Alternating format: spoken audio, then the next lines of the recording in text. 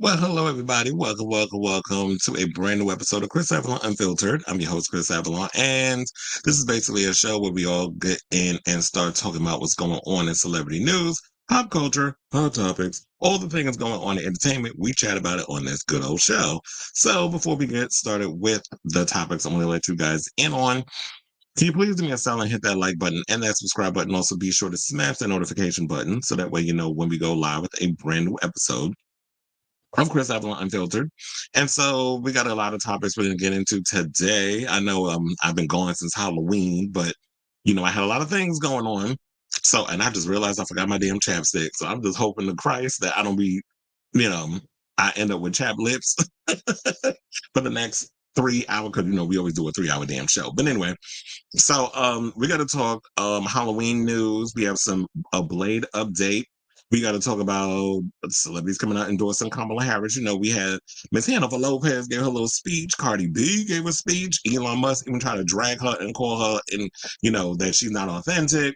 Cardi, of course, had to clap back because Cardi stayed clapping back at people who try to come for her. So we're going to talk about all of that. Plus, we have a kick-ass actor who has come out of the closet as a homosexual because, they're talking about that their rights is being violated and stuff, especially with the way the GOPs and all these other nuts over there with Trump is coming after the gays. Speaking of gays, JD Vance made a comment about the normal gay guys that are going to be voting for them, and Joy Behar is asking, is JD Vance a homosexual himself? Because he sure enough got a lot to say about the gays and know what a normal gay guy is. So we're going to talk about that. Plus, DJ, speaking of Halloween, because we mentioned that earlier in the show, DJ Envy is being dragged by people on social media because he had his daughter dressing up like Crush on You Little Kim for Halloween. And that girl wasn't even alive when Lil Kim made that music video and was even talking about, the hardcore era. So clearly that was him grooming that child on some mess. And so we're going to talk about that. Plus, it looks like Nicole Scherzinger has nipped it in the bud with Miss Robin Antin because they've settled their 3-year legal battle. We got to talk about the Scissor Sisters and why animatronic is not going to be joining them on their upcoming European Stadium reunion tour. Plus, we got to talk about Dan Benson going in on his former Wizards of Waverly Place co-star David Henry because he tried to come for him in regards of what he does for a living. He makes sex videos and things of that nature. So, and then we're also going to talk about a drag race winner who said the only way she'd come back to the show is if she is going to get RuPaul's job. So we got that and a whole lot more. I just realized I had that story open twice. So let me close that. Oh yeah. So the reason why y'all didn't get my usual opening, because I'm sure that's probably what y'all wondering. Because apparently, I downloaded some stuff in the computer and I don't know what happened. Like the video just vanished. So now I have to look for it on my phone, resend it, and then upload it to StreamYard and all that mess. So I'm irritated for the fact that I didn't have my excuse you, baloney wash. I'm annoyed. I'm just here to give my opinion and carry Henny. See, I just gave it to y'all. So we have that and a whole lot more. But yeah, so I was pretty busy over the weekend. So I was like, you know what? I need to give y'all a show because I also got to work tomorrow. So I feel like the only time I'm probably going to be able to give y'all a proper show the next time will probably be election day. And I'm definitely doing an election day show because I feel like this is, regardless of where the pendulum swings, and I really feel it in my gut that we are going to have our first female president. So you maggots about to get real big mad on Tuesday or whenever we find out the results, because I don't think we're going to find out on Tuesday. But I feel like the way that the world is going right now, all this noise, once you kill it, you realize that people are tired of the shenanigans and the buffoonery. You done pissed off the Puerto Ricans, you pissed off women.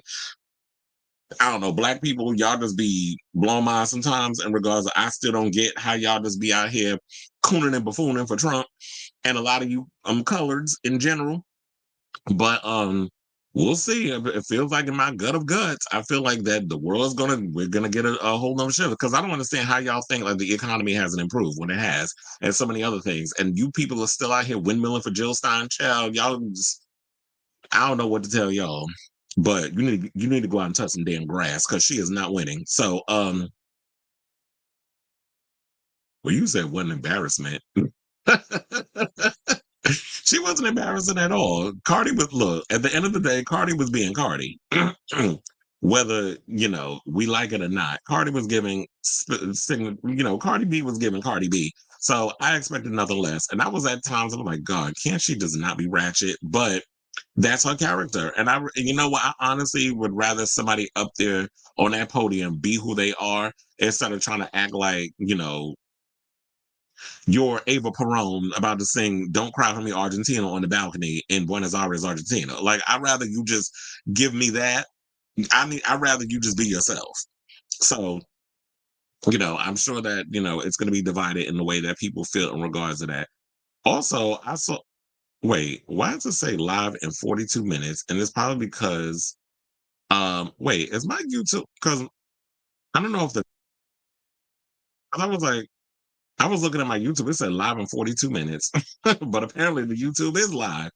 So I was like, why did it say that? Oh, and I'm sorry, before we get to the show, shout out to James Vanderbeek. I just heard that he's been privately battling colorectal cancer. I don't know I hope I said it correctly. Colorectal cancer. I was like, child, everybody's out here getting the cancer. So yeah, shout out to him. Because I know, he's been going through it. A lot of people out here getting sick. So let me hit my banner. And let's get into our first topic, before we get to the political news, because there is a lot of political news that we're going to be getting into. And of course, y'all should be expecting it because, history is about to be made in 2 days. So we got to talk about it. So let's get into our first topic and let's talk about Jamie Lee Curtis because apparently she's hinting at a possible return to the Halloween franchise. Now, I don't, when did Halloween Ends come out? Like 2 years ago? And now here she is talking about never say never, like she Brandy Norwood about to come back to she's willing to be open to playing final girl Laurie Strode yet again. It's been 46 years since the original Halloween. And funnily enough, I actually was watching, I don't know, for some reason I didn't even watch Halloween, like John Carpenter's Halloween at all this year until yesterday. For some godforsaken reason, when I got in from work, I turned on Shudder and I was watching. First of all, Dawn of the Dead was on, or Day of the Dead. One of them damn ones. The ones where they're stuck in the silo, and then the zombies are trying to get them. I think it's Day of the Dead. I don't know why they never get Dawn of the Dead because Dawn of the Dead was the mall. I don't know why they never get that on any of the streaming services. I never see them play that one. But they always have Day of the Dead. So I was watching that a little bit yesterday, and then Halloween came on. I was like, oh, you know what? I'm gonna just sit here and watch it because it's been a minute. I did watch the David Gordon Green Halloween trilogy last month. And I was like, let me just revisit it. Still feel the same way I felt about it. I liked Halloween 2018. Halloween Kills was very much the Empire Strikes Back, very action packed. Just kill, kill, kill. Michael was going on a damn rampage and his whole goal was just to get to the Myers house. And everybody kept getting in his way. He would just take their ass out. And then, it was just Laurie and everybody dealing with the trauma, and she just spent majority of that damn movie in the hospital. With what's his name, the sheriff. So that was basically that movie. And then Halloween Ends, I already know that movie just divides everybody. People just don't, they either like it or they don't like it. Me, I don't mind it. But I understand where David Gordon Green was trying to go with it. It just did not fit in his trilogy. It was supposed to be the story of Laurie Strode trauma and just coming to that conclusion with her and Michael Myers, which we did get in the last 15 minutes of the movie. However, you spent majority of the movie focused on this boy that we just had no ties to. You just had us try to invest in some boy that you just threw together, like some story you just threw together, like it would just felt like some Season of the Witch separate from the Halloween franchise. And a lot of people just wasn't feeling it. But I understood, I'm here for the risk. But she apparently did an interview with Entertainment Weekly because apparently she's been busy doing a lot of things. I know she did the Freaky Friday sequel with Lindsay Lohan. I don't know when that's coming out. Probably in 2025. And what I didn't know is that she's been working on a documentary about 90s fitness icon Susan Powder. Remember her? Stop the Insanity. I remember her from back in the day. Everybody was living from Miss Susan Powder. So she sat down for an interview with Entertainment Weekly, and I guess they brought up something or another about Halloween. And here's what she said. She said, I have hung up my bell bottoms and my pale blue button down shirt, and I have relinquished Lori to the ages with a warm aloha and a thanks for all the years and memories. This is what she told EW when asked if she's truly done with the Halloween movie series for good. After 2022's Halloween ends, billed as the final installment in director David Gordon Green's three-film revival of the classic series, which began with 2018's Halloween, which dealt what felt like a deadly permanent blow to any potential that mass killer Michael Myers could return for more mayhem.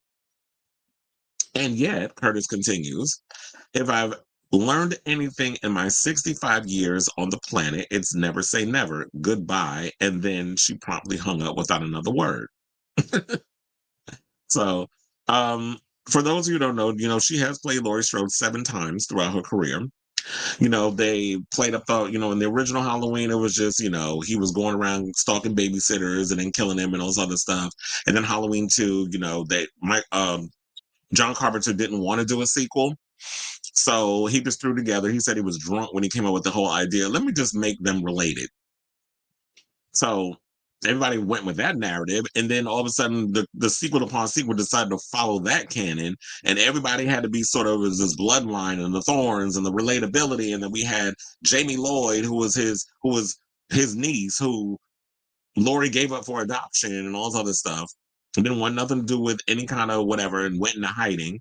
And then those movies were what they were. I liked Halloween 4, hated Halloween 5, Halloween 6. What the hell was that? I mean, even though we had Paul Rudd up in it as Tommy Doyle, the kid that Laurie babysat in the original movie. That movie was god awful trash. Then we got the reboot, I guess, of sorts, or a requel with Halloween H2O, which I thoroughly enjoyed because Kevin Williamson was behind it. I forget who directed it, but I think was it the guy that, no, he did. Oh God. I think I don't think the guy who directed that film directed Halloween 2. The one that directed Halloween 2 directed Resurrection, which is another terrible damn movie. That was the one with Busta Rhymes doing martial arts and beating up, basically turning into Show Enough, the Last Dragon, and beating up Michael Myers. I don't know what the hell that movie was, but that was terrible. And then Tyra Banks was up in it, but we never got to see her killed. We just saw her hanging. I'm like, really? I wanted to see Tyra die in the movie. I was looking forward to seeing that. You want to be on top, right, sis? So then after that, it was so like, yeah, we got Halloween H2O. Halloween H2O was good, although I felt like that movie took a little too long to get to the good stuff. So it was like y'all dragged the movie, and then we didn't get like the action and everything until like the last half, when Michael finally got into the school and started killing people. And then we got the showdown between Laurie and Michael, which was great, but I felt like that was just old. That was like a 10-second fight.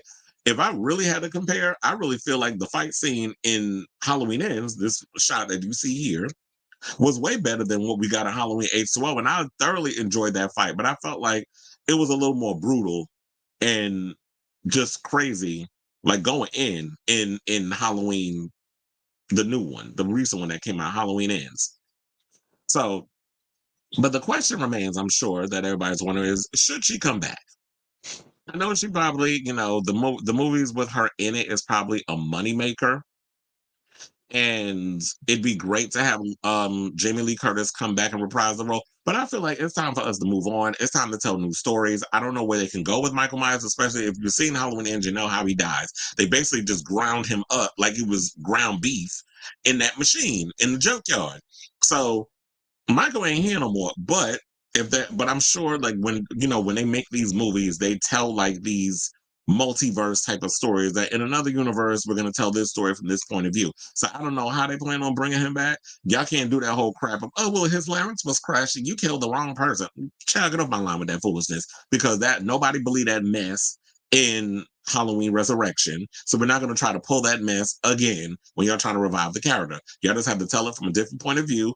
I've been saying that, when you need to tell it from a different point of view with Jamie Lloyd's character, played by Danielle Harris, since she is a scream queen of sorts, and she does a lot of horror films. So I don't know why y'all don't just give her that new zhuzhification. I do feel like it's time that we retire the Laurie Strode character we've been around with her off and on for 46 years.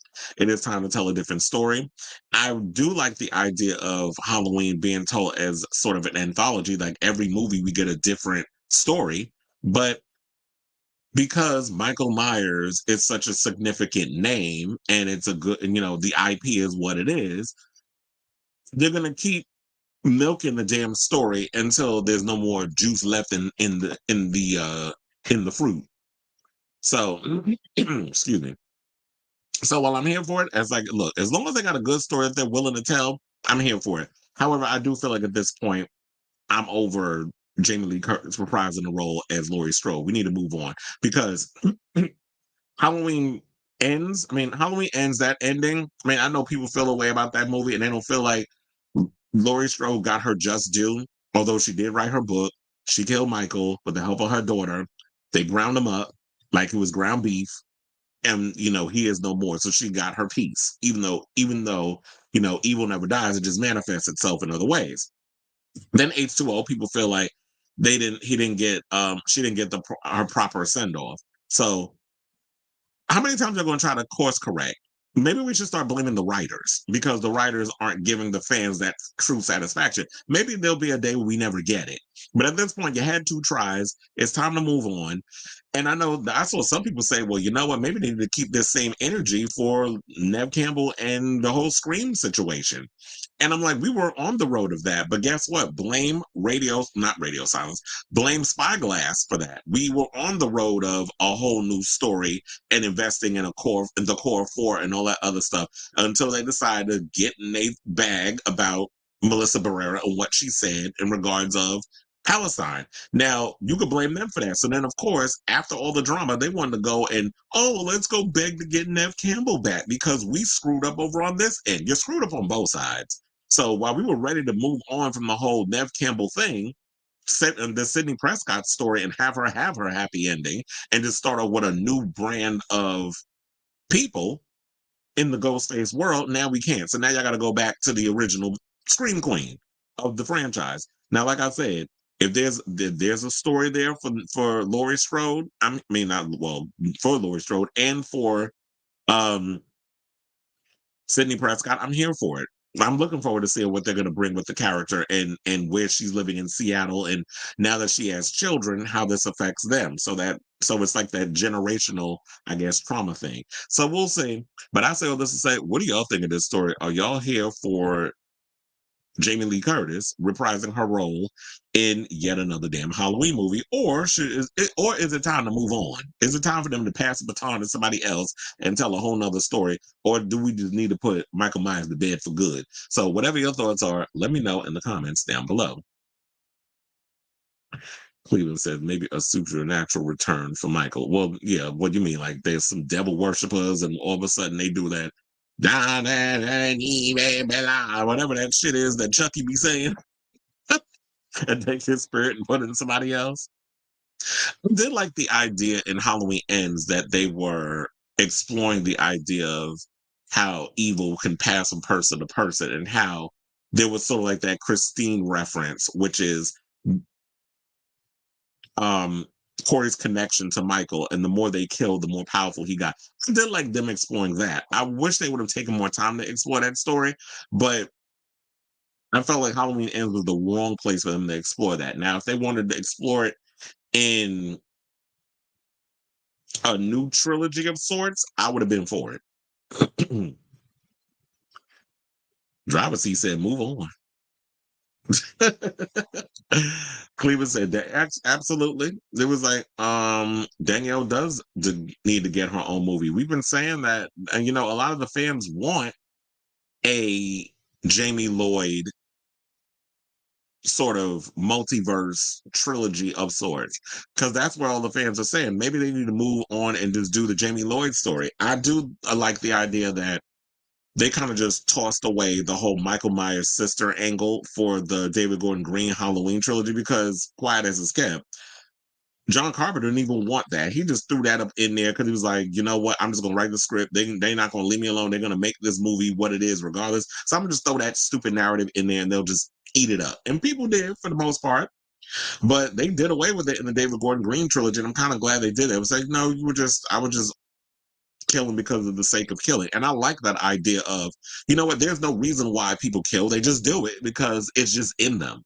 That there shouldn't be a specific reason as to why somebody commits a murder. It's just, you know what, I was just bored, or it's just in me and I just get off on killing people. Like some people like that. There's just no reason whatsoever. No, not everything has to have a reason. I feel like that to me makes it even more scarier. So I like the idea that they just did that. It was like, no, you were just a random broad. I just saw it and I just wanted to kill you and your friends. Good evening, taking orders for Magateers. Some whiskey. Can we speak on how life imitates film? Wow, somebody was out there doing the Halloween stuff. But you know, well, we do know, like, when it comes to certain horror films, how people, writers, directors, whatever, they take inspiration from past serial killer type stuff. Like you can't, like, how many times we've talked on this show, how many inspirations they've taken from Ed Gein being like was the inspiration for a lot of movies, from Psycho, Silence of the Lambs, and so many other films. Disgusting. Absolutely. You know what? One of the things I have to say,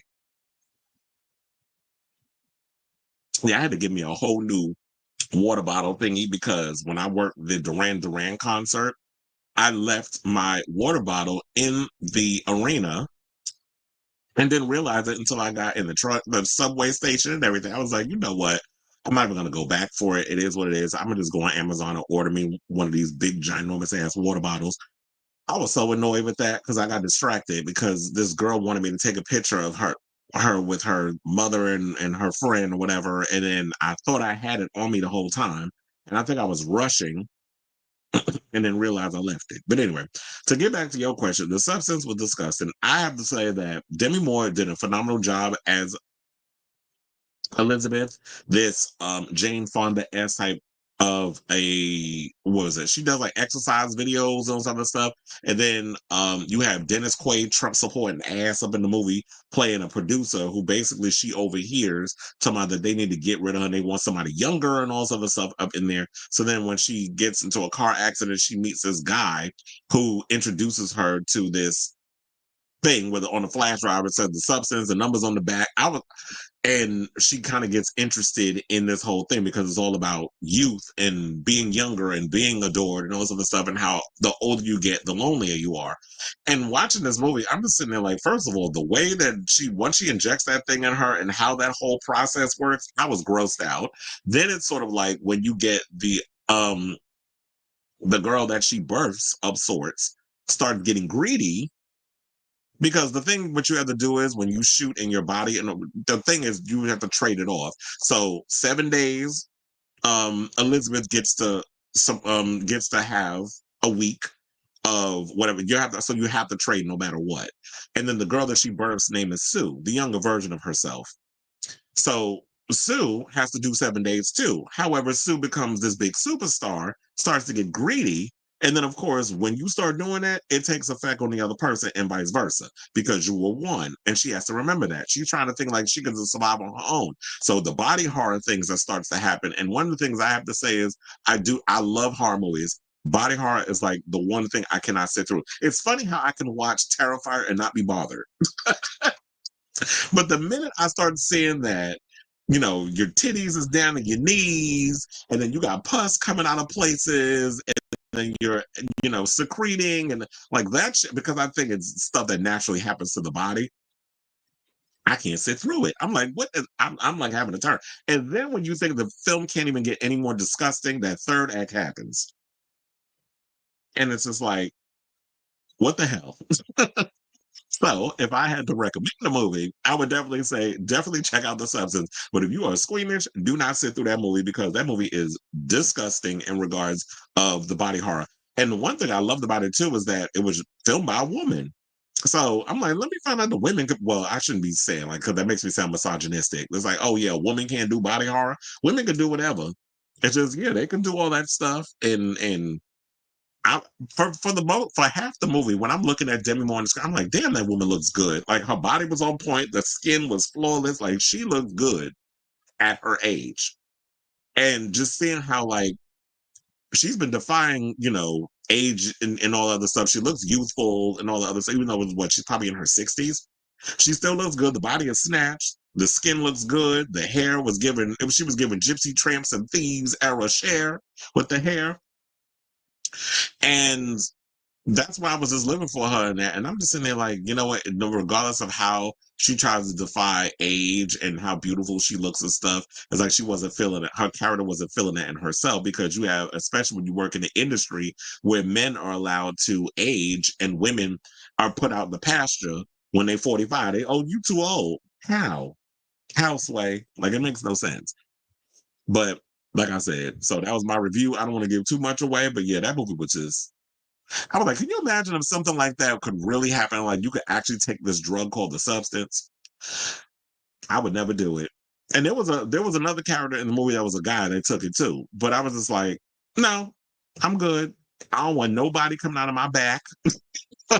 And that's how they come out. The back opens up and then the other body comes out and then it's all on the floor and then you've just given birth to this thing. I'm like, I'm hell fucking no. I'm not sitting up in there like I'm not giving birth to nothing. And then I gotta sit and trade off. And then you have to basically how they survive for 7 days. You have to shoot yourself up with spinal fluid because that's a part of you. I was like, whoever came up with this script, you're a genius and you're disgusting. But I enjoyed it for some godforsaken reason. But I was like, I don't know if I can watch this movie again. It may take me a while before I can sit and watch The Substance multiple times because all that body horror, nope. And I like some of David Cronenberg stuff, but yeah, he's another one that is like I gotta get in the mood to watch his movies. Fatal Attraction is one of the greatest movies ever, but would never get made today because well, look, they remaking The Hand That Rocks the Cradle, and that kind of is a Fatal Attraction of sorts. But to me, I would should they make a Fatal Attraction though? Sometimes I like the classics to be classics, but um, yeah. But I don't know if I would want a Fatal Attraction. I mean, they did make Fatal Attraction. They remade them for like Lifetime, but you already know what Lifetime gives, so that don't count. Would Jamie work with Danielle Harris after the? Probably not. Wait, who threw the shade? Was it Jamie at Danielle Harris, or was it Danielle Harris at Jamie Lee Curtis in the whole Halloween thing? Because I feel like that Danielle Harris has been very respectful of the Halloween franchise because that's the movie that pretty much put her on the map. That made her a superstar. I think that was like her first film. Like she had did Roseanne and a bunch of other stuff, but Halloween 4 was like I think her big introduction into like a big movie. So, but I feel like Jamie Lee Curtis has kind of always been a snob towards Danielle Harris. Like she feels like I'm the franchise and all that other stuff. And I feel like Jamie Lee Curtis kind of thinks like she'll try to if she does come back for another movie, she'll try to I feel like she'll try to dominate and take over. I'm like, ma'am, you couldn't even take over Halloween Ends. So how the hell are you gonna try to take over another movie? Like you were pretty much in the background of Halloween 2, of the second one, Halloween Kills, and then Halloween Ends, you were spread out throughout. Yeah, it'd be interesting if they give if she is nominated for Oscar, but I always feel like the Oscars can be real stink and snobbish um when it comes to talking about horror movies. They always want to categorize it as a psychological thriller and all that stuff. But I'm like, the substance is not a psychological thriller. I mean, there's some psychological moments, but it's body horror. That's basically what it is. But I hate how stank the Halloween franchise. I mean, not Halloween. That the whole Academy can be towards horror movies. Like I've been telling y'all with not Fatal Attraction. What was the other one? Silence of the Lambs. Silence of the Lambs is a horror movie. It's not a psychological thriller. It's not a thriller. It's a horror film. But they always want to categorize it as that because they would have to admit that you can make Oscar-worthy horror movies. You can make Oscar-worthy comic book movies. I mean, if that wasn't the case, then how come Heath Ledger won for playing the Joker? So make it make sense. Hey, Miss Girl. Oh, she at the gym being a hoe again.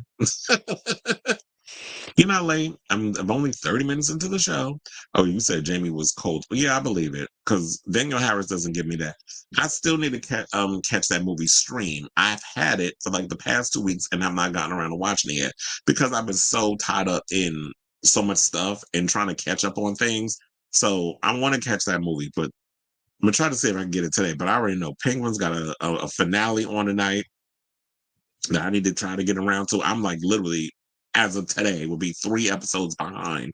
So I definitely want to check that out. But yeah, I've always been a Danielle Harris fan. So yeah, they killed her off. Um, in that horrible Halloween. Was it Halloween Resurrection? What was one of them Halloween movies? When I forget what the name, which one it was. The one that Paul Rudd plays um Tommy Doyle. They killed her character off in that one, but it wasn't even her. They changed the actress, and then they had some story about that she got pregnant with Michael's kid and some crap. That first of all, that movie is trash, and that was the movie that Donald Pleasance couldn't finish because he had died around the. I think he was sick and he got really sick. First of all, they had him filming the movie while he was really sick, and then they put some scream at the end to make it give like Michael Myers killed him off or whatever. But I feel like they took that from another sequence to kind of play that into that. It was like, yeah, when he went back into the thing to go look, and then you see the mask on the floor with the needle. I didn't understand what all that meant. First of all, quiet as it's kept, I didn't understand that damn movie at all because it was just bad. And then he goes back to the house, and then he's got the little boy, and then the niece, and it was just that whole movie was stupid. I mean, kudos to look. The only good thing that came out of it was Paul Rudd got a career. I don't know what happened to the rest of the cast. Thank you. It was Halloween 6. And Sailor Mermaid said, listen, yeah, you go ahead and be a hoe. You know, I had to say how we all say it, listen, because that's how we say it now. But anyway, yeah, it was Halloween 6, but that movie was terrible. But yeah, that was the one that she was in. But anyway, let's move on to our next story. And we have a Blade update, another one. Because apparently they try to say that the movie is very much alive. And we did talk about that the other day.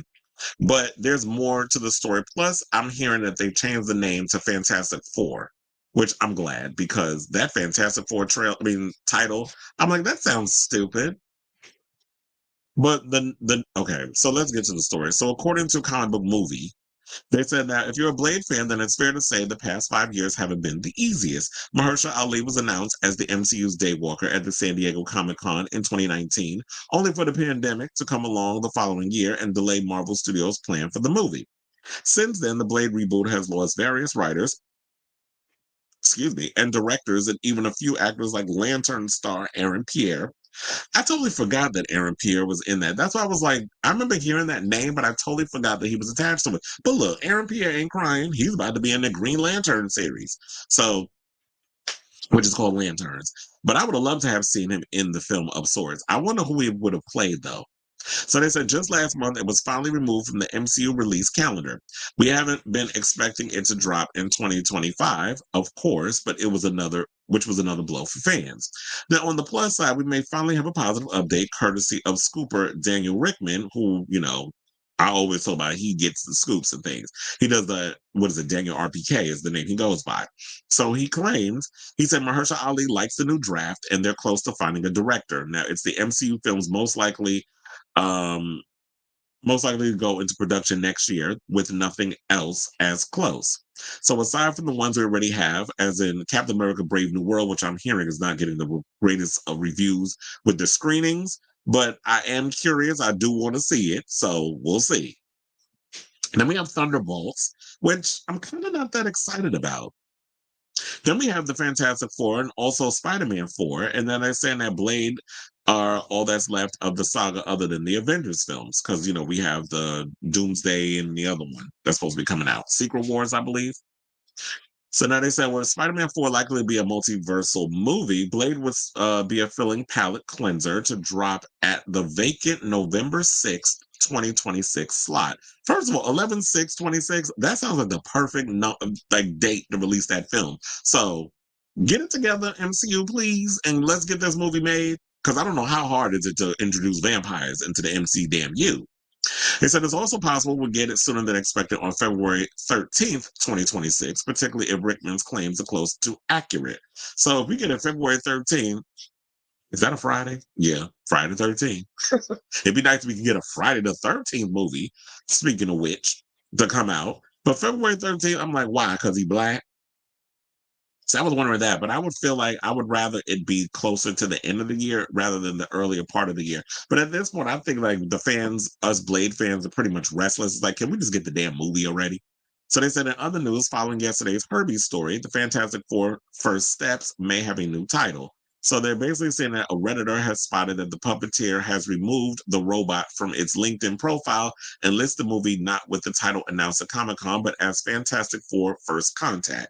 So I'm like, wait a minute. So why does that sound like a Star Trek movie that y'all trying to make? So now I'm not that bothered that they're going to change it to Fantastic Four First Contact. That's cute, but I only want to mention that in passing. Now that's not what I care about. I care about the Blade story. So in regards to Blade, because I'm a huge Blade fan. I love the first movie. I remember I went to the movies to see it because I ain't never seen nothing like that before. A vampire. First of all, I love horror movies, so anything with vampires. You see a vampire hunter doing martial arts, killing vampires, and then you're seeing a black lead in this thing. And everybody who grew up with Wesley Snipes, he was the big action movie star of the 90s with Passion of 57 and a bunch of other films that he did. So seeing him in a Blade movie that first of all, a majority of us, I don't even think I heard of this character. I had never heard of Blade. And Blade was not like this big, major superhero character. But they took a chance. They took a gamble. They made this thing.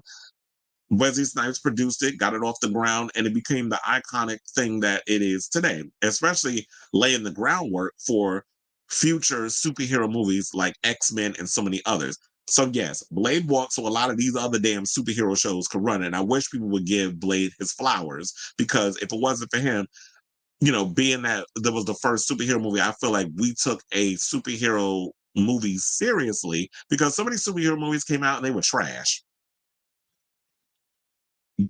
prior to Blade. But then after that, we saw that everybody was kind of going into that tone. And look, Blade even introduced bullet time before the Matrix. So that was another plus. So I was here for that. So if they can finally get this thing off the ground, if they finally got a draft that Mahershala Ali is happy with, then I'm here for it. But I also have to say this. Look, Mahershala ain't getting any damn younger. He's already 50 years old, or might be 51 at this point. I don't know what his birthday is on the top of my head, but he's in his 50s. And we got to get this ball rolling sooner rather than later, because if y'all wait another year or two, it's going to get to a point where Mahershala, I guess, they just going to have to give him a producer's credit and he can get money off the back end while he goes off and does other things. And then you're just going to have to recast and get somebody younger up in there, because how long y'all going to have Mahershala playing this character or waiting around until y'all can get it together? So I say all this to say, what do y'all think of this story on basically what we have so far, according to Daniel RPK, and saying that they finally got something going. They're now looking for a director, and possibly in 2025, they could start filming this movie for a February or possible November 2026 release. And who do y'all think should direct this? I would love if Jordan Peele could come aboard this movie and direct it. I would have even said Ryan Coogler, but Ryan Coogler already got a vampire movie coming out with Michael B. Jordan next year that I'm quite interested in checking out, even though we don't know much about it. But we've heard little things, and based off the trailer, it does look intriguing. So whatever your thoughts are on this topic, let me know in the comments down below. Okay, so now let's move on and let's talk about Miss Jennifer, among others, who came out to respond, to the Puerto Rico garbage comments at the Kamala Harris rally. So, since, Tony from his Kill Tony podcast came out and said, referred to basically Puerto Rico as a floating island of garbage, it seemed like that was the thing to wake a lot of Puerto Ricans up. And I want to give a shout out to Fat Joe. I don't remember where I saw the clip, but I know I saw it somewhere. It's probably on the neighborhood tour. And I didn't want to have to scroll through their million damn posts to try to find the clip. But I pretty much liked what he said in regards of how, when it comes to people of Puerto Rico and how they be so good, my country, my country, my country, and, all of that mess. And then, which you have a right to rep your country. I've always had for people who should take pride in who they are and where they came from and all that other stuff. But then when it comes down to things, you be willing to sell your country up the river for a white man who wouldn't spit on you if you was on fire. Make it make sense. So, oh my gosh. I see, I'm actually on here looking for the video while I'm talking to y'all, but I just read something about an 18-year-old special needs student stabbed to death with a kitchen knife during a fight in a Texas high school bathroom. And then the video was sent around the school. So what is wrong with y'all? Like, y'all be out here murdering people or unaliving people and then filming it and showing it on things. I guess y'all just really be all about trying to send yourselves to prison. But anyway, to get back to this. So I like the fact that, and in fact, Joe was like, these are the same people that look down on me because I'm from the hood and all this other stuff, and I could float wherever. But the way y'all treat your own people, you look down on the I guess we're just gonna have to be upfront with it. The hood rat type of Latinos, the ones that come from the hood and the projects, whatever the case is. But it's like we can't help where we come from. If you're a hardworking person and you trying to pull yourself up by your bootstraps to give yourself and your kids or whatever the case the better life, that should be all that matters. Not you out here trying to assimilate into white culture, which is why I find it funny that you get a lot of Latinos, particularly out of Puerto Ricans, who run around and get mad at you if you don't speak a lick of Spanish. But then again, how you get mad over that? But then y'all be the same ones that try to assimilate into whiteness or your whiteness. So you change up the way you talk. You try to turn off your accent or learning your native family language and that sort of thing. Shell, I just bought this new charger and it's like a magnet type one. Because my other charger wouldn't work and it just let me know that it was done. I was like, yes, come on, creativity. But anyway, so back to this thing. So I was like, I was here for what he had to say in regards of that situation. Well, you know what? I can't find it. Like I said, the neighborhood told me posting so much stuff up on here that it'd be hard to find certain videos and all that other stuff when I be wanting to show y'all some things. So we just gonna have to move on with the show, per usual. So, but let's get to Hannaful. So they said on October 31st, which is Halloween, the Atlas actress endorsed Kamala Harris at her campaign rally in Las Vegas and criticized the Trump campaign for the racially charged jokes made by Tony Hinchcliffe at Madison Square Garden on Sunday, October 27th. Now, here's the thing. Tony Hinchcliffe, for those of you who are not familiar with him, he is an insult comic. I knew this because, like I told y'all, I worked two of his, well, he only had two shows, I believe. I worked his Kill Tony podcast was at Madison Square Garden. He sold out both shows and I worked both of them. And from what I saw, it was pretty funny, but that's because that's what that required. If you set up a situation where it says we roast, we talk about everybody like women, gays, trans, black people, Asian people, that sort of thing. If that's what the show calls for, then okay, we know what we're getting when we come in the room. So just be prepared. Don't get offended and all the other stuff. I get that. However, when you try to bring that kind of thing to a Trump rally, we know what that gives too. And it's kind of like why we have this infighting amongst Democrats and Republicans now, because it's like back in the day in 2016 when people didn't know better and didn't know the type of grifter and hustler that the Trumps are. The reason why a lot of people voted, and I know this because I spoke to a coworker of mine yesterday who told me that he voted for Trump in 2016. He ain't voting for him now. He said he's voting for Kamala and he's a Republican. But he said back then, because he hated politics, the way that politicians were doing and all the other things, the corruption, all this other stuff that was coming out with politicians, he was tired of all the BS and all this other stuff. And a vote for Trump at that time meant it was anti-politics. He's against the establishment and that sort of thing. That was the thing that people were fed, which is why they went along with it. But when you wake up and you get unplugged from the matrix and you see that Trump ain't no different than them people, He, it's Don the con. This was all a con act for him. Like, I truly understand if there was somebody out there who was like, you know what, I'm tired of what the Democrats are doing, the Republicans are doing, and here I am with someone who's got money, and I'm not on either side. I'm creating my own little party, and I want to shake things up, and I want to be the change. If somebody was coming from it from that point, then I feel like we'd be here for trying something new and different. But that ain't what Trump's about. Now, if you vote for Trump now, what that basically says, and this is why there's so much fighting on both sides, that you're racist, you hate women, you don't like LGBTQIA plus people, you don't want rights for anybody, but you just want to live in your racism and your whiteness and all that other mess. That's what a vote for Trump today means. Y'all don't get to hide behind the other shit no more. That don't exist. Now it's all about he's a racist piece POS. That's what Trump is now. So they're trying to shape it up like it's something completely different. That ain't gonna exist. I mean, that don't work no more. So she basically went. So now you got all the Puerto Ricans coming out now, and this is why I said now y'all was real quiet before. You know, it's better late than never. But y'all was real quiet before until somebody said something about y'all. Then you want to get mad, and that kind of irritates me at times. Like there are people who are politically active, but the only time you get mad is somebody says something about your people. Like to me, it's just performative. But I guess a win is better than no win, right? So let's take a trip over to Miss Hennifer's Instagram, where she posted a little clip in case y'all didn't see it. And I want to play y'all a little bit of her situation, and then we'll come back and talk. Please hold. Let's get Hold on, let me mute that because I don't. There's like, just in case I get demonetized.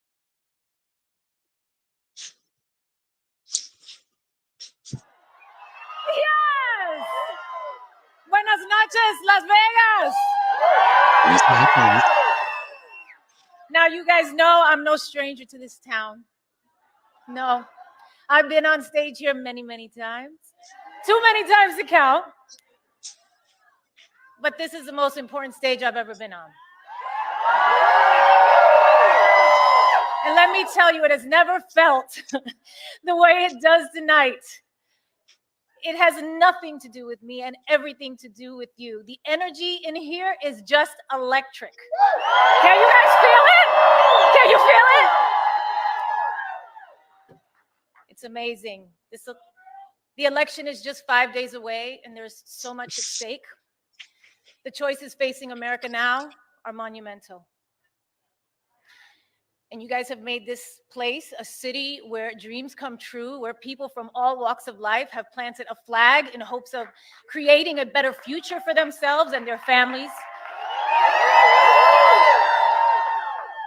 And you are the ones who are going to send the message that Nevada is Harris country.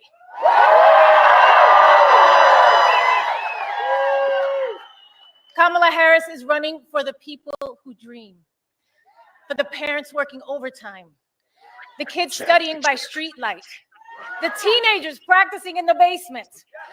She's the only candidate that wants to raise the minimum wage and make college more affordable. Keep the Department of Education and even put a teacher in the vice president's job. That's right. On the other hand, her opponent wants to kill the Affordable Care Act and eliminate the Department of Education. Right now, we are on the brink of an election that demands a choice between backwards and forwards, a choice between the past and the future, a choice between divided and united. And if you are anything like me and you value the idea that in this country, any child from any background can not only work their ass off to bring their dreams to life and be able to do so with dignity and respect for their neighbors, then it isn't much of a choice at all. Whether you're from Castle Hill in the Bronx, yes, baby, or Sunrise Manor in East Las Vegas. We all want a world where our kids feel safe and free and valued by their president. because whoever leads this country matters. That's how we make the greatest America. Because I remember growing up thinking my president cared about me, cared about my parents, cared about my neighbors and my community, not just some Americans, but all Americans. I believe that our kids and this wonderfully progressive, innovative, and inclusive young generation deserve that too. And it is in our hands. It's our responsibility to provide that for them.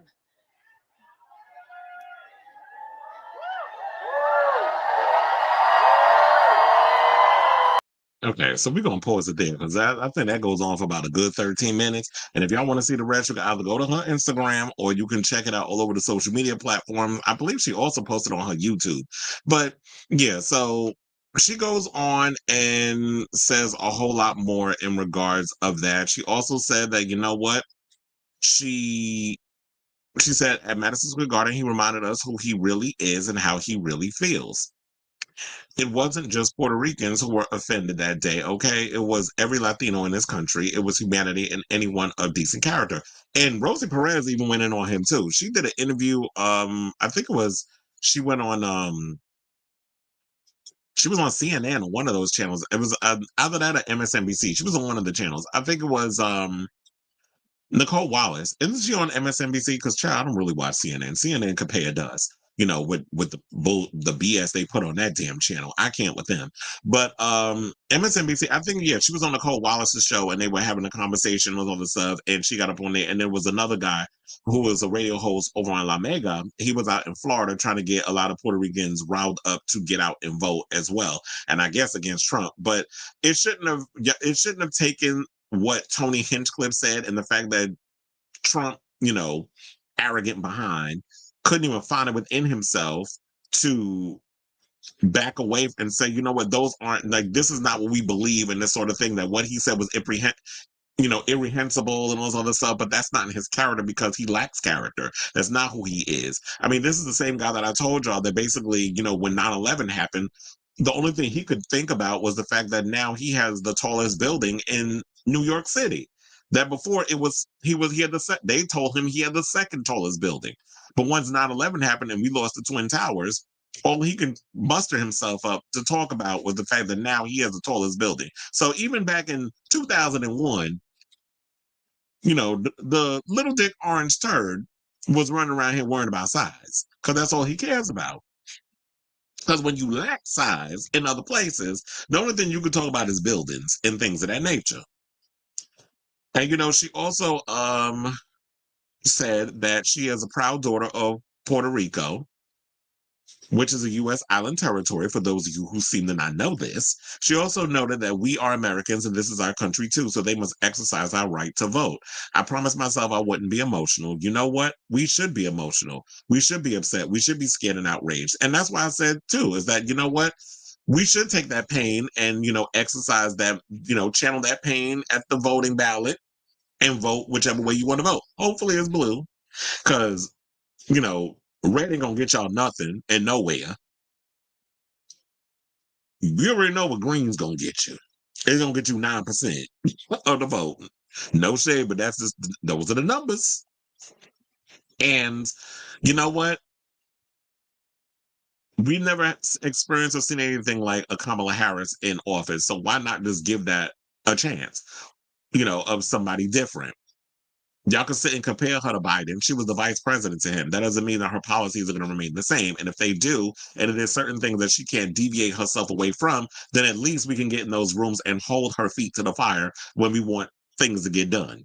You ain't going to be able to do that with a wannabe fascist dictator getting in office. Like, he's already talking about guns and pow-powing not only Liz Cheney, but the media. So anybody who talks about him in the media, he wants them dead. So I guess you want me dead too. Because anybody that talks against you, you don't want us to even be allowed to live.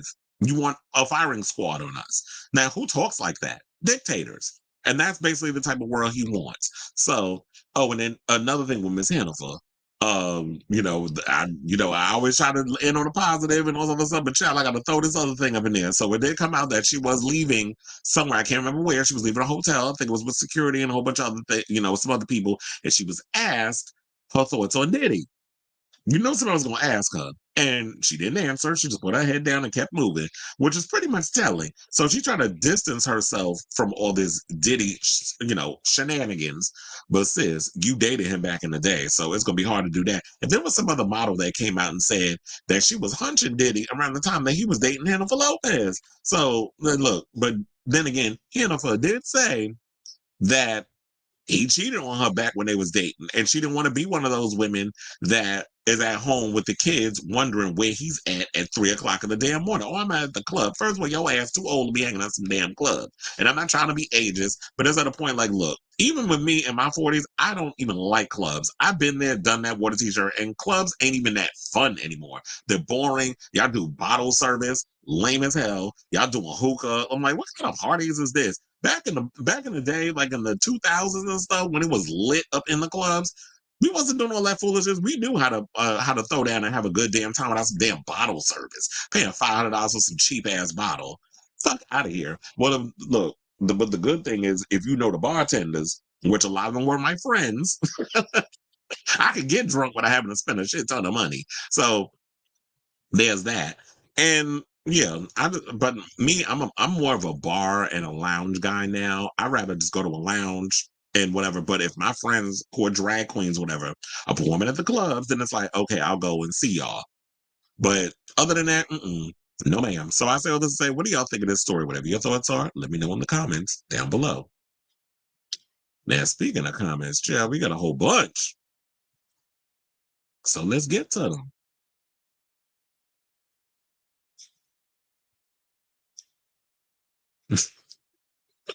Me island. Oh, you heard that? You saw that video too? Yeah, but look, that's how. Look, the reason why I laugh because that's how they be sounding. The old Latin heads.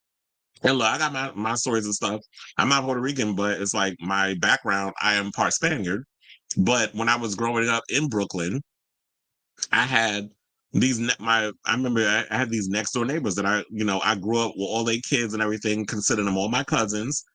Um, the women, the men, I always consider my titis and my tios, which is what you call them, aunt and uncle. And even that grandmother, who they call grandma, I consider her my grandma because it was like when I grew up with them and they babysat me and my siblings and vice versa. My mother babysat their kids and now their kids have kids. And so it's like when we all grew up together, it was very much that family dynamic. And I remember when we moved from Brooklyn and we went to the big house in Queens, whatever the case was, it was like we all sat and cried and all this other stuff. I didn't go next door because I just know how I get when it comes to transition periods of me having to leave people. I don't really know. I'm not really good at goodbyes and moving on from stuff. So I try not to put myself in those situations because I know how I get with emotions. I don't like, for some reason, well, it's not for some reason. I just don't like showing my emotion. I just think that's with Virgos in general. We're not very much people that like to show our emotions. we try to mask it. That's why they call us cold. So I totally get that. And that whole hardworking, pull yourself up, that family dynamic, like I've witnessed it, especially like when you've grown up in areas of like Brooklyn and the Bronx or whatever the case is, and you get to be around a lot of Puerto Rican families and a lot of Latin families, and that family dynamic, that togetherness, that and the hard work you see in the people. And it's just like they don't understand that because they've never had to deal with anything of working hard and poverty and that sort of thing and trying to make yourself better. And if anybody is a good representation of that, it's Jennifer Lopez. Because it's like she didn't have no ties to Hollywood. She had none of her family members have ties to Hollywood. She's not a Nepo baby. She had to literally find a way to infiltrate the industry and make something of herself. And she's one of the lucky ones. And she's a perfect example of just showing, like, you know what? I am someone who started out in a middle class family. My parents, worked and did what they had to do to take care of me and my siblings. And look what I've become. And so she's a perfect example of that, as well as Cardi B, which we're about to get into her in a second. Driver C says Trump made a comparison of Liz Cheney being a warmonger and Don Lemon twisted it. Well, I didn't see what Don Lemon said, but Trump did say that in so many ways that she's a woman. Oh, she likes the war. I saw the video what he said in regards to that. Basically said like she's basically a warmonger, that she likes war and all this other mess. I mean, you could say the same thing about her father too. Remember the whole weapons of mass destruction? I mean, we had that point, but I didn't really know much about Liz Cheney. I knew more about Dick Cheney than her. And so, oh, now it's the issue when it's them being targeted, but when black people were the targeted, they didn't mind. Now, this is who y'all voted or plan to vote for. And that's why I said, like, on one hand, it's like, I'm all for, whatever, but it does to me, on one hand, I'm glad that the Puerto Rican community is waking up, but on the other hand, I'm kind of like side-eyeing y'all and rolling my eyes at the same damn time because I'm like, this is some performative bunch of BS. All of a sudden, because somebody said something about y'all, now you want to wake up. But y'all was going to be willing to run up out there and vote for someone who wouldn't spit on y'all if y'all was on fire. And that man, I feel like he's just self-sabotaging. Trump just thinks that rules don't apply to him because he's gotten away with so much his whole life. So he just probably feels like, I could say whatever. Look, this is the same person that said I can go out and unalive somebody on Fifth Avenue, and y'all, I guess y'all still wouldn't do nothing about it. So he knows, but it's just that it's that white male privilege. A lot of white men like him feel like they could just say and do whatever, and there's no consequence to their behavior. Because I hate Trump. I know Kamala will win, but people are really traumatized as hell and fearing the worst. Well, here's the thing also. It's like we know she's going to win, but the thing that everybody's going to worry about is what's going to happen when she wins. It's sort of like y'all really y'all going to have to amp up security on 10 when it comes to her. And we know that the country is divided, but and what's gonna happen with Kamala is that she's got a lot of work out, cut out for her. Meaning, you can try to do whatever you can. First of all, look, she's not a genie, so she's not gonna be able to rub the bottle and make everybody's issues go away. She's got to focus on being the best politician that she could possibly be and continue to fix up a bunch of stuff. Oh, you said you sent it to me. Oh, look at y'all doing the Lord's work. Maybe I need to open up Facebook. And let me open that up on the window and see if I could open it up that way instead of playing it on the mic. But yeah, she's got a lot of work, unfortunately, cut out for her because she's got to find a way to really show, like, okay, so once we get to this place, we've got to unite the country. So yeah, she's got to do that. Okay, I got it. I need you to pause though. Shit.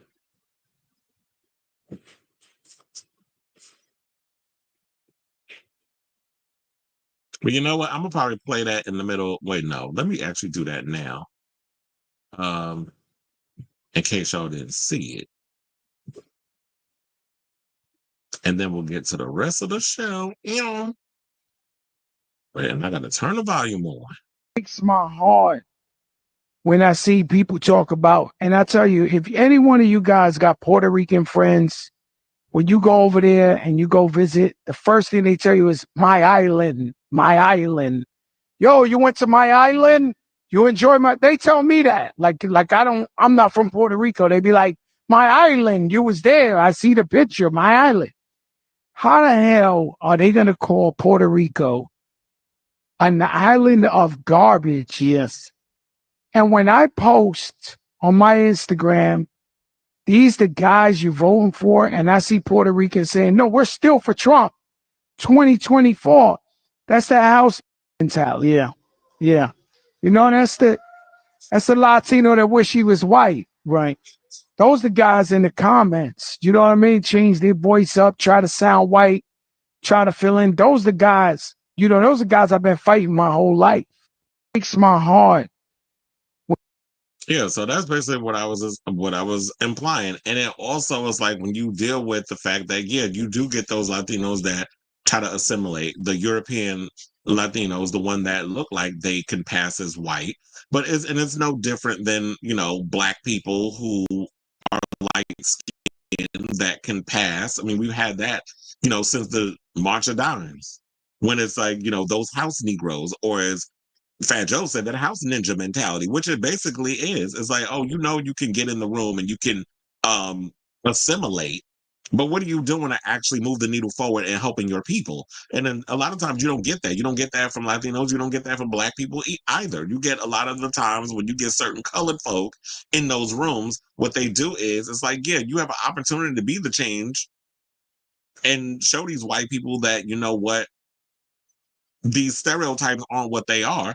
But no, once you get in the room, it's like a lot of them is like they want to close the door behind them. It's like, no, we don't want to let nobody else in because we already got in the room. But on what principle did you get in the room in regards to that? And so that's why I like that someone like Fat Joe has spoken out there. He's like, I don't give a damn. Like, I'm from the hood and I can go into the hood and I can also go into those rooms with those Donald Trump types and I could be myself.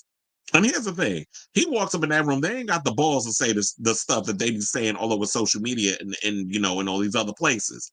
Although now it's like people are getting real bold with their racism and their bigotry, and they want to be able to just be proud to sit in that. And while it's like, what do you get out of just being a racist, homophobic, transphobic, just a bigot? Like, I just don't understand who can walk around with that type of energy on their heart and on their spirit. First of all, you're gonna end up with crow's feet, gray hair, you're gonna be looking older than Methuselah. You literally gonna be looking like Demi Moore character at the third act of The Substance, where how you aging yourself, sitting out here hating on people. Like, who has the time? I sure as hell don't. But anyway, let me get through these clips. So shout out to these comments, but shout out to Fat Joe for saying what he said, because he was spot on in regards to that. And I'm glad he called on his people. It's like, yeah, I'm glad that y'all finally waking up, but it shouldn't have taken you to getting to this point for y'all to unplug from the Matrix. Is all we saying. Hold on. Oh yeah, you said so. Oh, Onyx is in the building. He said both Trump and Kamala held a rally 15 minutes away from me. Damn. And I know you wasn't. I mean, did you go to one? Well, I know you ain't going to a Trump rally. But I was like, you know what? I would have really loved to experience a Kamala Harris rally. I hated the fact that I had to work that damn Trump rally. It was a good check, but I would really love to have Kamala Harris come to New York. But she's probably like, I don't need to work. I don't need to do a dumb rally like he did in New York. Like, I already have New York on lock because New York is blue. It's been blue for 4 decades. So she didn't really need to come working over here. I'm going to focus on those middle ground, those swing states and that sort of thing. I'm going to work on Pennsylvania. I'm going to go to Wisconsin. I'm going to go to all these places where I don't necessarily have to vote. I'm going to go to Iowa. I'm going to go all these places. And I'm hearing like people in Pennsylvania are, she's about to flip it blue. Also, Iowa is pretty much a lot of Iowans are voting for Kamala, or have already voted for her in the early, voting situation. This is why Black people, and let me tell you, that cold open for Saturday Night Live last night was everything, especially what was it? Alec Baldwin doing Donald Trump. That was a cackle. I didn't see Chappell Roan's performance though, so I need to get around and watch that. And I heard she previewed a new song too. Oh, you said this is why Black people don't want to be a part of the POC category. They do this all for the time. Okay, I mean they do this all the time. This is what Trump did to politics. He divided the country he was running. Absolutely, he thought that the division, was going to help him in some way, and it hasn't. Carlos said, I thought Halloween and set it up for another Michael Myers to take his place. So if she was involved, was to be killed off by his fanboy. I do like look, I do want them to go by and just have her like, you know what? If Michael Myers is, well, first of all, he was old as hell. He was like, what, in his 70s? Killing people? Like, he could apply for AARP if he wanted to. So, at that point, it's like, yeah, that's why I said that whole angle of it was you can't kill evil. Evil just manifests in other ways. So if it could have been like, what's that movie, Shocker? Or something another way you could just pass the evil spirit into the next person. Or what was that movie with Denzel Washington? Where he was trying to chase this guy that was a serial killer, and I guess his spirit kept going into other people when they were touched. So if you can do something like that, then I'm like, okay. And just pass the evil into the next person. The fact people don't want a message of hope? Well, that's because I get, some people, misery loves company. Some people just love being miserable and want everybody to be just as miserable as they are. Me, I'm not that type of person. I always feel like, you know what? You have to be optimistic. You have to be hopeful because otherwise I would drive myself crazy and have to find a bridge to jump over. But speaking of which, did y'all hear that story about that woman that jumped off at Niagara Falls with her 2 children? Because she said she couldn't find a man that never gonna love me. I was like, child, first of all, some of y'all need to stop running around here thinking that dick gonna save y'all. And I feel bad only because she took her kids off that bridge. That was selfish on her part. I didn't like the idea of like, if you want to go and unalive yourself, you go ahead and do it. But don't take your kids with you. What they do? She's a 4-month-old, and I think the other one was like 5 or 6. I'm not sure, but I was like, that's just selfish. I said Jennifer couldn't get people to buy her tour tickets, but she's supposed to be an endorsement. Ooh, the shade. It said the thing is the Democrats need to leave college education. Men have said that the issue they abandon blue collar and less educated people, so that's where Trump got his. What is it our fault that y'all stupid? See, I can say that because I'm not running for president, but she can't say that. He says it, and nobody, calls him out on it. Such a wonderful performance, lovely performance. Great gowns, beautiful gowns. Are you talking about Jennifer? Yeah, Jennifer was definitely giving like she's standing on the pulpit about to sing "Don't Cry for Me, Argentina." Like she was very much giving that. To me, no shade, and I know there's some people in the room because they said it earlier at the top of the show. They didn't like Cardi's speech. I liked it because it felt real on her part. You say a problem is not many people are educated. Watching videos in Tennessee and Florida, they only care about their family and not their neighbors. No shade, but it's like most people are not smart. There are a lot of people in the world that just aren't intelligent. And I guess that's okay. But when I was coming up, I was always inquisitive and I was always interested in stuff. My parents will tell you, when I was a kid, I read every encyclopedia we had when I was little. First of all, I was on punishment a lot. So because I was acting up. So in my spare time, I was reading a lot of books. I would read the encyclopedia cover to cover. So I was always like a smart kid. And look, I don't expect everybody to just be like Jeopardy smart, but have some kind of common sense. That's all. Of course they are. That's why I don't like CNN. So, but you get all them idiots over there, and that's why I love a shout out to Charlemagne for calling out CNN with their biases. And then, of course, Anderson Cooper tried it with his comment. I was like, okay, we're not talking about you, but we talking about the rest of the people over there. Majority of it is y'all do not give a fair and balanced assessment when it comes to what Trump says versus what Kamala says. Y'all hold her to a higher standard because she's a woman and a woman of color. And that's what y'all do. Y'all never hold white people to the same standard. Or when it usually what it is Republicans can say and do whatever, and Democrats has always got to be held to the when they go low, we go high. First of all, I'm still mad at Michelle Obama for starting that mess. But lately, her other reads been on point. I'll give her that, but I'm still irritated by that when they go low, we go high stuff. And so they said, what Kamala is doing differently than Hillary is leaving her gender and race out of this. She isn't making it her whole campaign. That should be the first woman in Asian because, and I guess maybe that's what it is because the thing is, Hillary's a white woman. So Kamala can't do that. She knows that as a woman of color, she can't rely solely on, oh yeah, I'm a woman. Phenomenally. Shout out to Maya Angelou. But she can't rely on the whole bring it up I'm a woman thing because they'll use it against her. I can't bring up I'm a woman of color. They'll use it against her. So she has to tread lightly on a lot of things. A lot of people say, why she can't do this or why she can't quit because she can't. Unfortunately, when you are a person of color, we always got to tread lightly on a lot of things because you don't want to trigger, fragile white folks. And on this show, we're going to address the elephant in the damn room.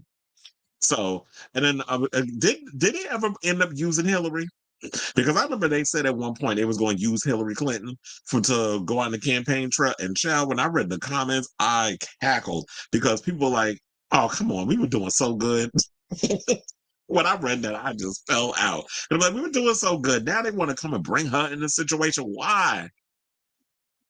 A lot of people don't like Hillary Clinton. She is kind of annoying, but But I said, look, I guess the only people that like Hillary and tolerate her is The View, because she always on that damn show, and you see the way they be kissing her damn behind. So they like her over there apparently. Fox News basically stops when he goes full on dictatorship. Oh yeah, they try to edit and cut around and all other stuff, but everybody else see it. Yeah, they don't. And like I told y'all, when I worked the MSG rally, the minute they sat around for all that pomp and circumstance that came out, and you could tell they was getting restless.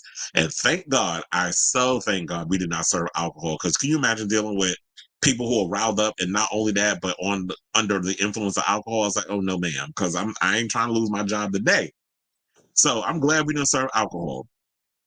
However you get your kicks outside before you get in, then it's like, yeah.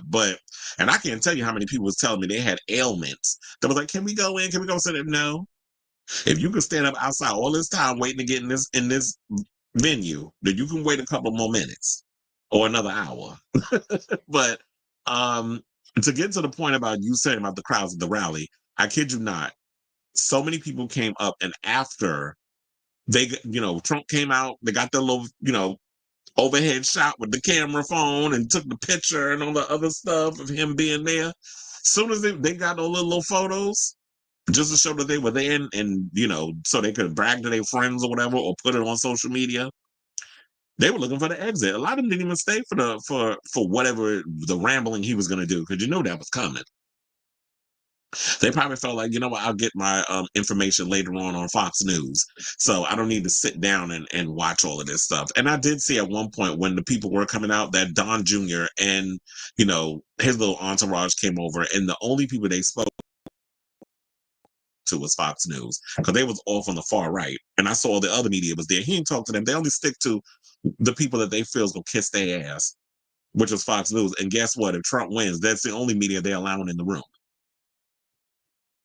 You said Fox News has been protecting him, so when he goes off filter to unfiltered, they cut off because they have bigger audience that don't want to destroy his channel. Well, look, it's funny how you want to keep your people in the silo, but all the rest of us who are not plugged in, I really wish that people would get their news from other outlets except one little outlet. I'm so glad that I get my media. Like, I look into so many other channels and other pundits where I get my information from, and not necessarily from them.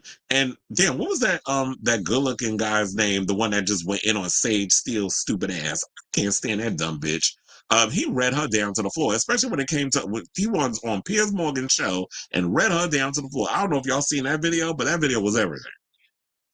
Like, I'm a woman, so y'all should be talking about women. I'm like, well, wait a minute. How you a woman and you not even talking about the issue, real women issues? How you got a whole, like, you naturally born with a pussy, but up here spreading information about your own gender? Like, where they do that at? So that's the hypocrisy for me. They said, but the political people I follow basically say they got signs that he's going to lose. So the last 2 weeks he's been trying to destroy it. Well, Cal, we all knew he was going to lose, and that's why I said I've been talking to coworkers of mine who are Trump supporters that said that in the beginning they voted for him because of, the situation of how they thought he was anti-politics, he wasn't the establishment and all that other stuff. Then when people started to realize he was full of shit, like majority of them, then we saw what happened. So then they woke up. It's like, no, I'm not voting for him again. Now I see what it is. It's the fact that, he's racist, he's xenophobic, he's homophobic, he's transphobic, he hates women. You're sitting up here talking about that you're gonna fight for women whether they want it or not. Like, what? That sounds like rhymes with vape to me. He is predicted to lose, but we just never know. Oh, please, because it could be the whole. And then that's another thing too. Like, we don't even know how people are gonna vote at the polls. But I feel like if people don't want a world of, you don't know what it's like to live under a fascist regime. So if y'all want to understand what that feels like, then go ahead and vote for him. Why do you think a lot of these immigrants are coming to this country? They're trying to escape that, which is what they don't want to tell you. You already know he is preparing his cult followers to try something. Yeah, of course. And that's what I've been saying too. That's why I said they're really going to have to work their ass off to not only protect her, but she's got to work in overtime to try to unite the country, because he's already setting the groundwork for them to do something should he lose. But it's like, If you lose, take it on the chin and move on. But y'all probably one of those people that grew up where it's like everybody gets a damn congratulations, or everybody gets a participation trophy. When I was growing up, we didn't get that. If you lost, you lost. You picked yourself up and you tried again, like an Aaliyah song. If you didn't succeed the first time. But now it's just like everybody's got to get a participation trophy. Everybody's got to win. It's like, oh, if the person came in first place, then this person's got to win. So no, I'm sorry, but if you lose, you lose. You just pick yourself up and you just try again. I don't know why everybody has to get a damn trophy. How do you learn from that? You said I didn't go to the Kamala rally, but I did watch the whole thing online. She's probably only spoke for 25 minutes. And that's what it is a place. And when I saw the length time of him speaking, I was like, oh my God, I already know what this is going to give. And it's because he goes, and 25 minutes, I feel like that's enough time to get what you need to say out and keep it moving. With him, he just want to ramble on about a bunch of damn nothing. And that's what he was doing. And I'm like, these people still sitting here listening to this. And at certain points, I was watching the crowd. They were getting up to leave. I was like, okay, now he just rambling. And they know this. They know I think they know he's a rambling idiot. They know that he just says a bunch of stuff, pulls it out of his ass, that he don't know what he talking about half the time. But they're just there for the entertainment of it all. He's like a sad, washed up comedian still trying his hand at comedy one more time. That's what it gives me when I watch him on those at the thing, and seeing it in real time, because a lot of y'all just get the little cliff notes from CNN and you get a little sound bite from here and there, but having to sit there and be in the room and having to endure this for 10 hours, trust me, what I'm telling you, I'm trying to tell y'all. Like, I will not BS y'all. So it was just a bunch of hot air being blown, and me and some of my coworkers were like, people actually sit here and believe the shit that's coming out this man's mouth, like, or any of their mouth, especially Giuliani. I'm surprised someone didn't come out with some sanitary wipes and wipe that damn microphone, all that spitting he was doing on there. And Giuliani should have been worrying about where he gonna be living, because his ass homeless. Them women that he went and spread all them lies about in court, they own his house now in New York. But I want to live in there, though. I'd have to sage the hell out of that damn apartment.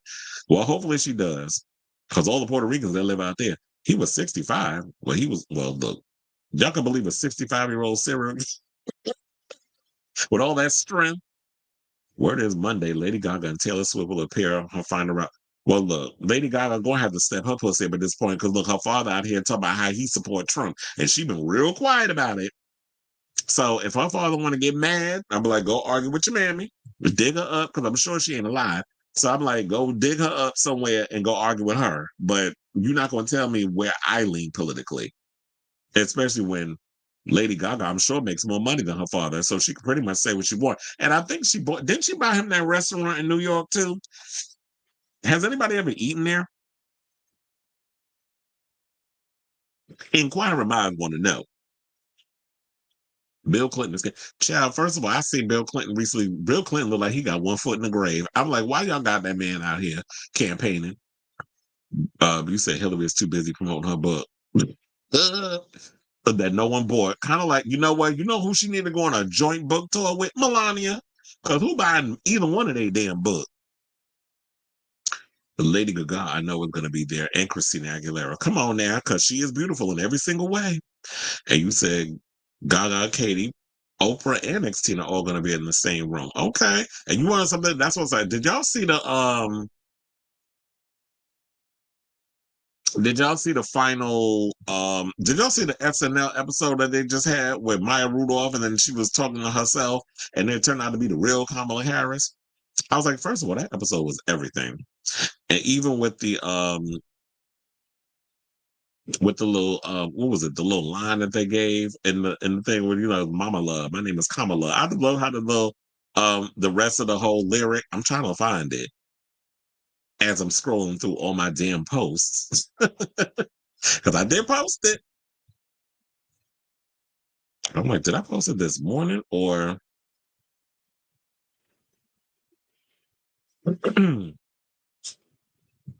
whatever? If y'all see the episode, definitely check it out, because it was a good one. I think Yeah, I can't find it. It's too much stuff because I just be posting too much stuff throughout the day. It ain't just me. I be getting tagged in a lot of stuff too. Oh, when I post about Little Nas X video, I see a lot of y'all was living for that one too.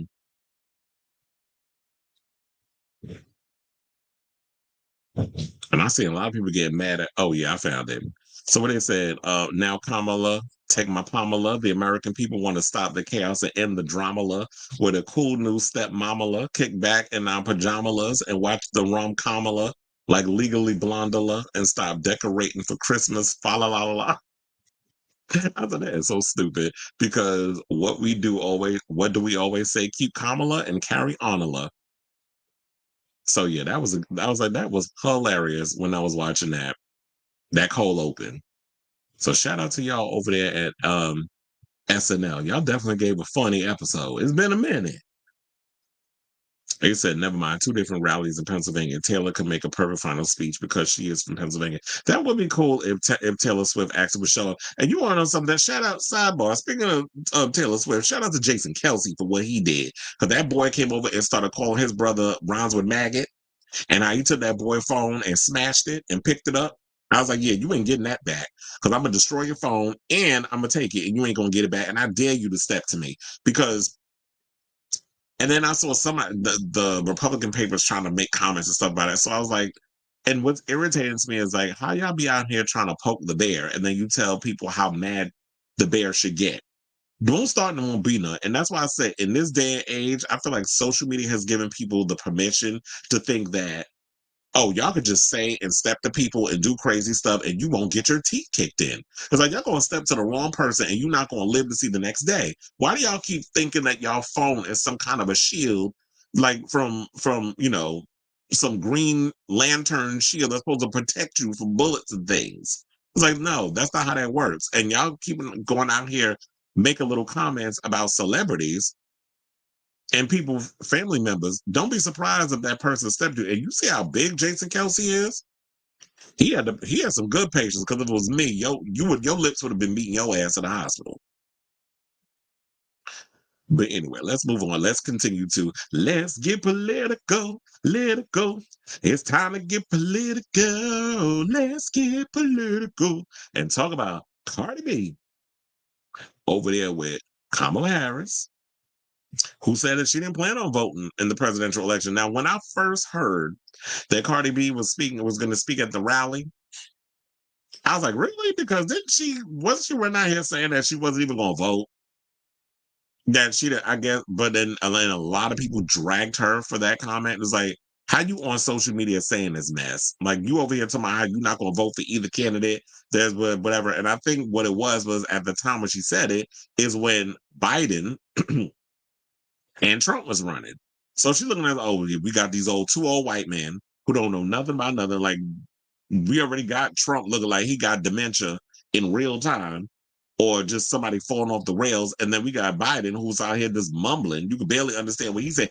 I don't know who mumbled worse, him or Janet Jackson. Like you got to stick like 4 mics up their ass to even try to get a tone out of the both of them. So nevertheless, now that Kamala Harris is running, it's like, yeah, Cardi has been relatively silent in regards of a lot of the politics, probably because she's been busy out here cussing Offset out because he out here being a hot ass mess. So basically, she called him a hustler with a plan to hustle you, and I totally agree with everything that she had to say because he is a bona fide hustler.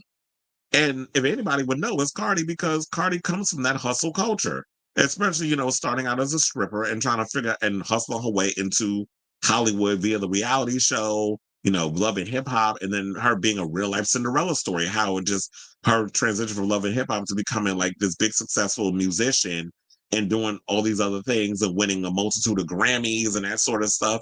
So if anybody is a perfect example, like I said before, when it came to Hennifer, as somebody who is a nothing that became a nobody that became a somebody who literally did not have no ties into the industry, but because of hard work and good connections and being in the right place at the right time, she became the bona fide superstar that she is today. Now, I'm still be on her about that damn music. Like, where the hell the music? Why the hell is Papa Bear trending? So now I'm talking about Cardi B, and now here comes something that looked like it's about Nicki Minaj. I'm not even clicking on that. I need to also sidebar get into that story about how it looked like Nicki was trying to drag Ray J out the closet when he was up in there talking about that whole little fight between him and the Combs kids. I'm gonna dig into that story possibly on Tuesday when I have the time, because like I told y'all, tomorrow I'm gonna be relatively busy, so that's why I'm giving y'all a show on a Sunday on the Lord's Day. So let's get into Cardi's speech, which is about 8.5 minutes long. But look, y'all gonna be thoroughly entertained if y'all have not seen it already. Please hold. Let me tell you something. Let me tell y'all something. Women have to work 10 times harder, perform 10 times better, and still people question us how we got to the top. They be like, how she got there? Hold on, let me warm up. Yeah. Let me tell you something. I can't stand a bully. But just like Kamala, I always stand up to one. All the time, I'm ready for them. Yeah. And I'm gonna be real with y'all. I wasn't gonna vote this year. I wasn't. But Kamala Harris joining the race, she changed my mind completely. I did not have faith on any candidates until she joined the race and said the things that I wanted to hear, that I want to see next in this country. All right? I believe in every word that comes out of her mouth. She's passionate, she's compassionate, she shows empathy, and most of all, she is not delusional. Yeah. Yeah. Kamala recognized that this country is at risk, that the economy needs to get stronger, that the cost of food and the cost of living is too high. Damn, it's even high for me. I believe her when she says, under her, buying eggs and milk won't break the bank, because she's gonna pass a ban on price gouging on groceries. And she told me that in my face. So she better not lie to me in my face. Yeah. I believe her when she says she will make housing more affordable by providing Americans with $25,000 in down payment assistance. It's time to get ready to vote. I'll see you guys. Yeah. Hold on. I got more. Yeah. Yeah, she's promising a lot. And I believe her when she says she will provide a tax cut to 100 million middle-class Americans. That's a lot of Americans. And that includes $6,000 for parents in the first year of child's life. Y'all remember when they used to do that? Y'all remember when this country used to do that? Yeah. And speaking of healthcare, let's talk about it. Let's talk about healthcare. Did you hear what Donald Trump said the other day? Not Donald Trump. Y'all heard what he said? All right, I'm gonna tell you right now. Let me drink my water. That's some good water, Chad. Yeah, stay hydrated. What she said? He said he's gonna protect women whether they like it or not. He said he's gonna protect women whether they like it or not. I'm repeating it. Donnie Dunk, please.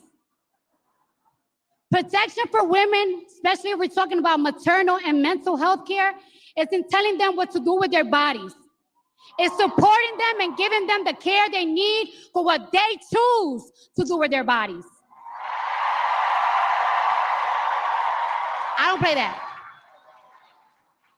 People like Donald Trump don't believe women deserve rights. And when those rights are taken away, they are nowhere to be found. When a mother's going through postpartum, he's not there to hold her hand. When a child is in foster care or in a shelter because their mother is not mentally stable or financially stable to take care of them, they're not there. The people outside planning, they're not there. They're all gone. Those people outside Planned Parenthood screaming at women's faces, they don't be there when women go through stuff. They don't.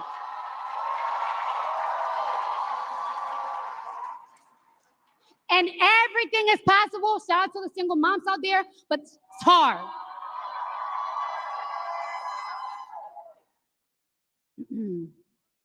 Trump says he's going to protect women whether they like it or not. Well, if his definition of protection is not the freedom of choice, if his definition of protection is making sure our daughters have fewer rights than our mothers, then I don't want it.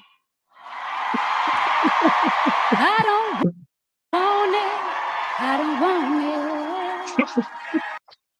Yo, I had to end it on that. Like, if y'all want to watch the rest of the speech, but I was like, once she started singing Diana Ross, I was like, I am through with her. But that's why I was like, see, now that's the kind of speech I want. That's somebody who's not just going to be all like, oh, I'm going to be so demure with my speech. Well, Cardi going to get up there and be Cardi, whether y'all want Cardi or not. And that's why I think so many people love and relate to her because of that. Now, I know she said, okay, now this lady done told me to my face that this is what she going to run on and those other stuff. And I believe her now. If she don't follow through on some of that stuff, now you know Cardi going to get on social media and call Kamala out on her stuff. And I feel like as Americans, that is our right to do that. Now, to get into this thing about Elon Musk, or as I like to call him, Elon Musty or Genocide Clyde, you could choose a name. I got many names for that, for special ed, because that's what he gives. He gives very special ed in that face. So now, Kamala's busy in the battleground stage trying to, get a lot of those votes and stuff, which is the smart thing for her to be doing instead of like what Trump was doing, where you're trying to flip blue states. I'm like, you're just wasting time and energy and these people's money, because that MSG rally was just unnecessary.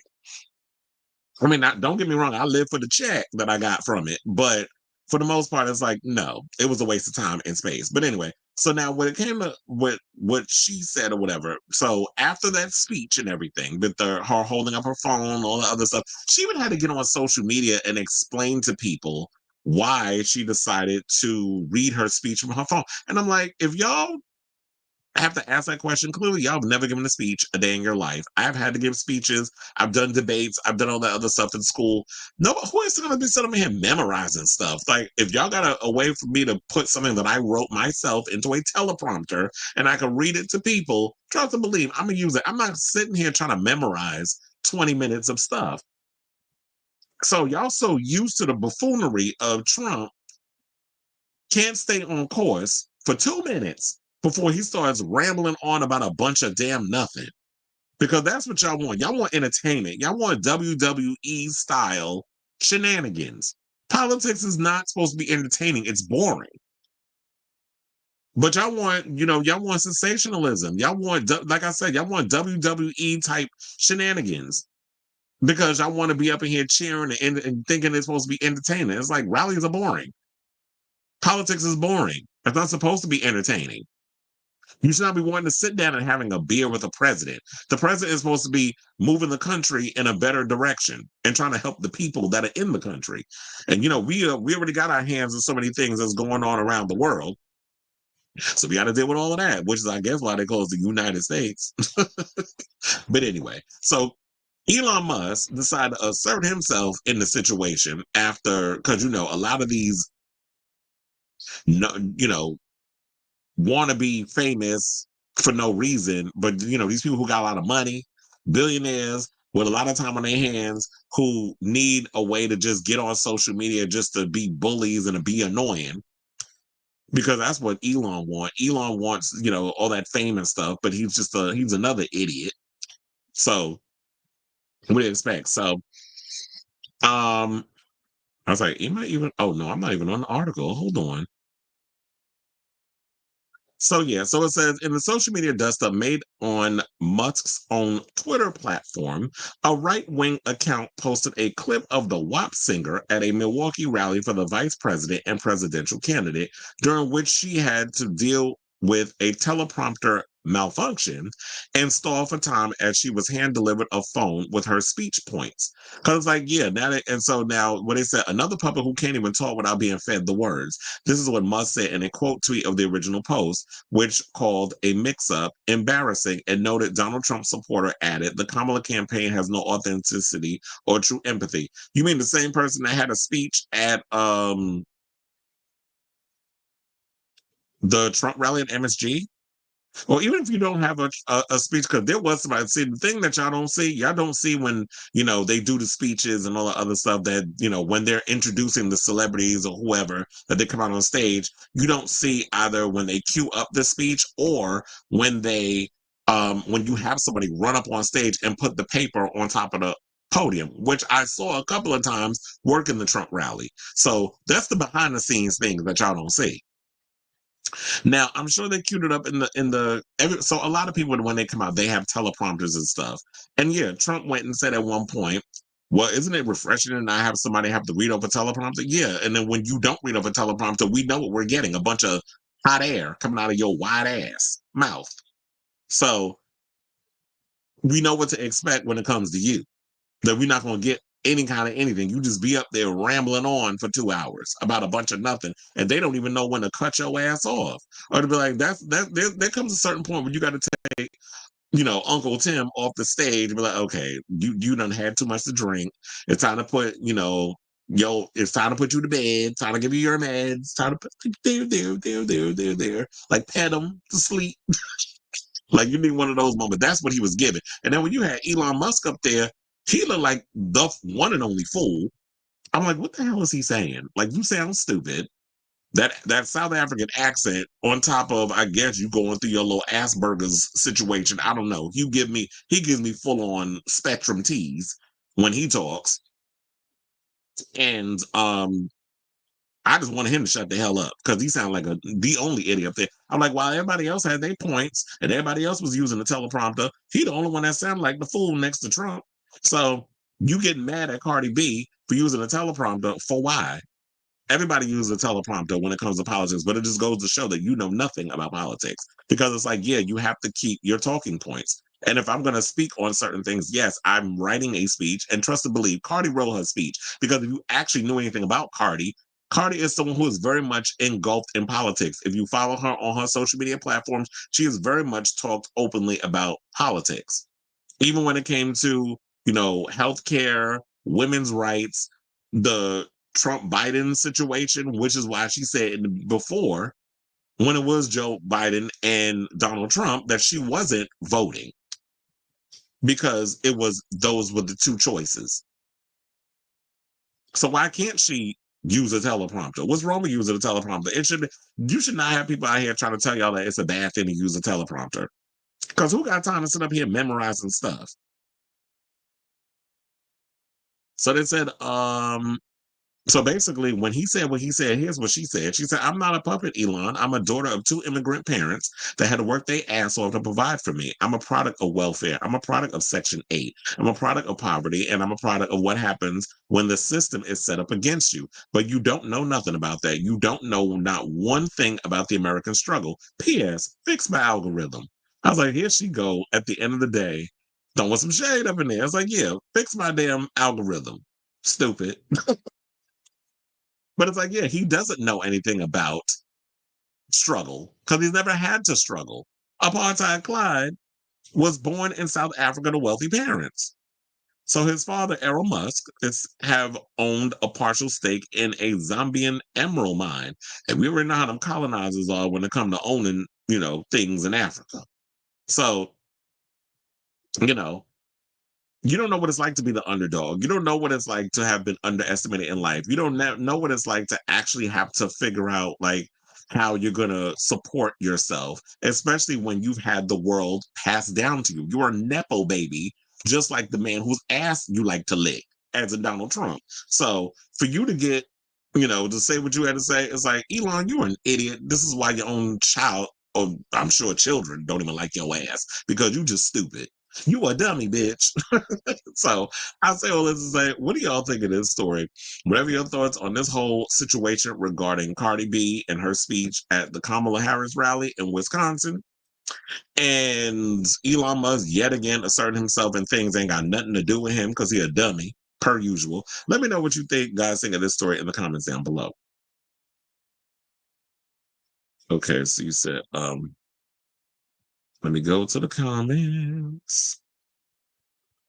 You said Trump's cameraman hurt him. He showed the arena. Oh, did he? Are you talking about the recent arena where it wasn't even full in there? You said funny. I was listening to both the OG and Glee version of Physical today while working out. It's funny how you knew what song I was singing too when I did Let's Get Political.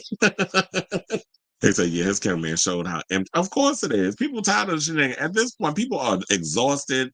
They know the BS. I feel like the reason a lot of people showed up to the MSG rally because one, it was in Madison Square Garden, which is the world's most famous arena. There's so much energy and so much history in Madison Square Garden. And with all the stuff that regards of that, people wanted to be a part of that moment. So we were going to get 20,000 people in that arena. So, ooh, where was that at? What is the tea? Well, you know what? First of all, I don't like speaking ill of other YouTubers, but Armand is a flip-flopper. At one point, you was besties with her. Now you running around trying to kiss Nikki ass. And and to me, it's just like you can call out people on their hypocrisy. And here's the thing: this is why I say I do not try to befriend celebrities. I do have people in like industry friends, celebrity friends, especially when I'm about to talk about the Scissor Sisters later on. Like I know the Scissor Sisters. First of all, we follow each other on Twitter, so shout out to them. We're gonna be talking about them later on. And other celebrities and stuff who, live for the show and all the other stuff. However, what I say is this: the reason why I really follow the model of Wendy Williams. It's like, I don't know if I want to be friends with celebrities, because when you be friends with celebrities, there's expectations that comes from being a friend of a celebrity. They expect you to just not, oh, well, I can't talk about people and stuff. But I'm like, child, if you in the news, I'm sorry, I got to talk about you. And I'm not going to be fake in a couple of situations. So, but I'm like, well, damn, where the hell was I? When did Cardi give Armand a warning to stop disrespecting her? Because he has been kind of going on this thing where he be talking about her. And then all of a sudden you team Nikki and you doing multiple videos about her Pink Friday 2 tour. And then you was at Gag City in the audience. And then at one point, because Nikki does this thing where she's all of a sudden she doing the Queen's Court, where she do this court thing on social media. He even called up at one point. I heard about that, but child, I turned that off halfway because I'm like, this story is boring, and I just moved on. So you said I'm also reading that Mormons are voting for Kamala Harris. Child, not Mormons. Also, Elon keeps putting out false information. Oh yeah, I know that. That's why I was like, when I try to be avoiding that stuff, and because I see the pro-Trump stuff all over Twitter, which is why I avoid it like the plague.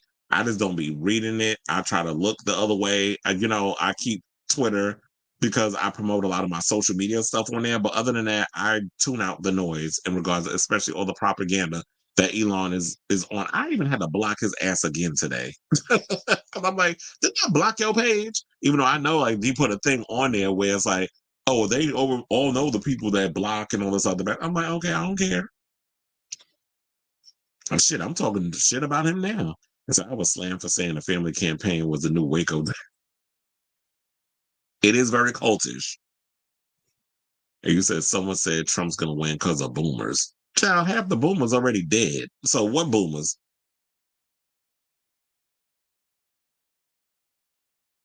Compound? We talking about the compound? Anyway, so now let's move on.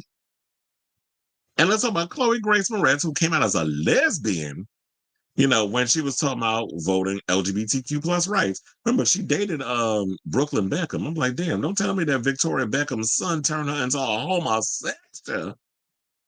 But nevertheless, let's get into it. And you know what? This is the kind of coming out that I like. Not that sidestep BS that Shawn Mendes got going on. Because you over here talking about, oh, I've been really deep thinking about it. I'm like, child, at this point, you damn near 30. Nobody's still thinking about whether they like peeing or not. You either like it or you don't. But the gag is whether you come to terms with whatever your sexual orientation is, because that's what it is. You just got to come to terms with it. So Chloe, I was say Gloria, Chloë Grace Moretz, best known for her roles in Kick-Ass, because she played Hit Girl in Kick-Ass, and she also starred as Carrie in the Carrie remake. She came out as a homosexual woman while taking a passionate stance in favor of Kamala Harris's presidential bid. The Neighbors 2 actress, who's 27, came out as a gay woman in her political Instagram post. She said, I voted early and I voted for Kamala Harris. This is what she wrote alongside a photo of red, white, and blue. I voted early 2024 sticker, which you can see right here. She said, there is so much on the line this election. I believe the government has no right over my body as a woman, and that the decisions over my body should come only from myself and my doctor. Kamala Harris will protect that for us. I believe in the need for legal protection that protects the LGBTQ plus community as a gay woman. I hate that I have to say gay because I love saying homosexual. So we need protections in this country and to have access to the care we need and deserve. So are you voting early? Let's get a plan together to get to your polling place with your friends. Go to iwillvote.com to figure out the best plan for you. So if y'all gonna find out a way to vote early, please do. I'm gonna go on Tuesday and vote. And you know what? I know a lot of people say, why everybody else gotta come out of the closet? Because it's like, look, strength in numbers. And the more people that come out of the closet, especially in Hollywood, it seemed like y'all pay more attention to that than y'all would anything else. And having that, example of yet another person that's a part of the community, to me, that's a plus. And no shade, but I always kind of felt that there was a little bulldaggerishness to Chloe.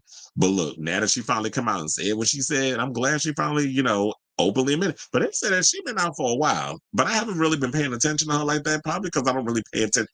And there's no shade. But you know what? Maybe it is. Because I just think we don't talk about the fact that, yes, in our community, we are a bit divided. Like if it doesn't affect us, if it doesn't pertain to us, we don't really pay attention. We really don't focus. So we don't really pay attention.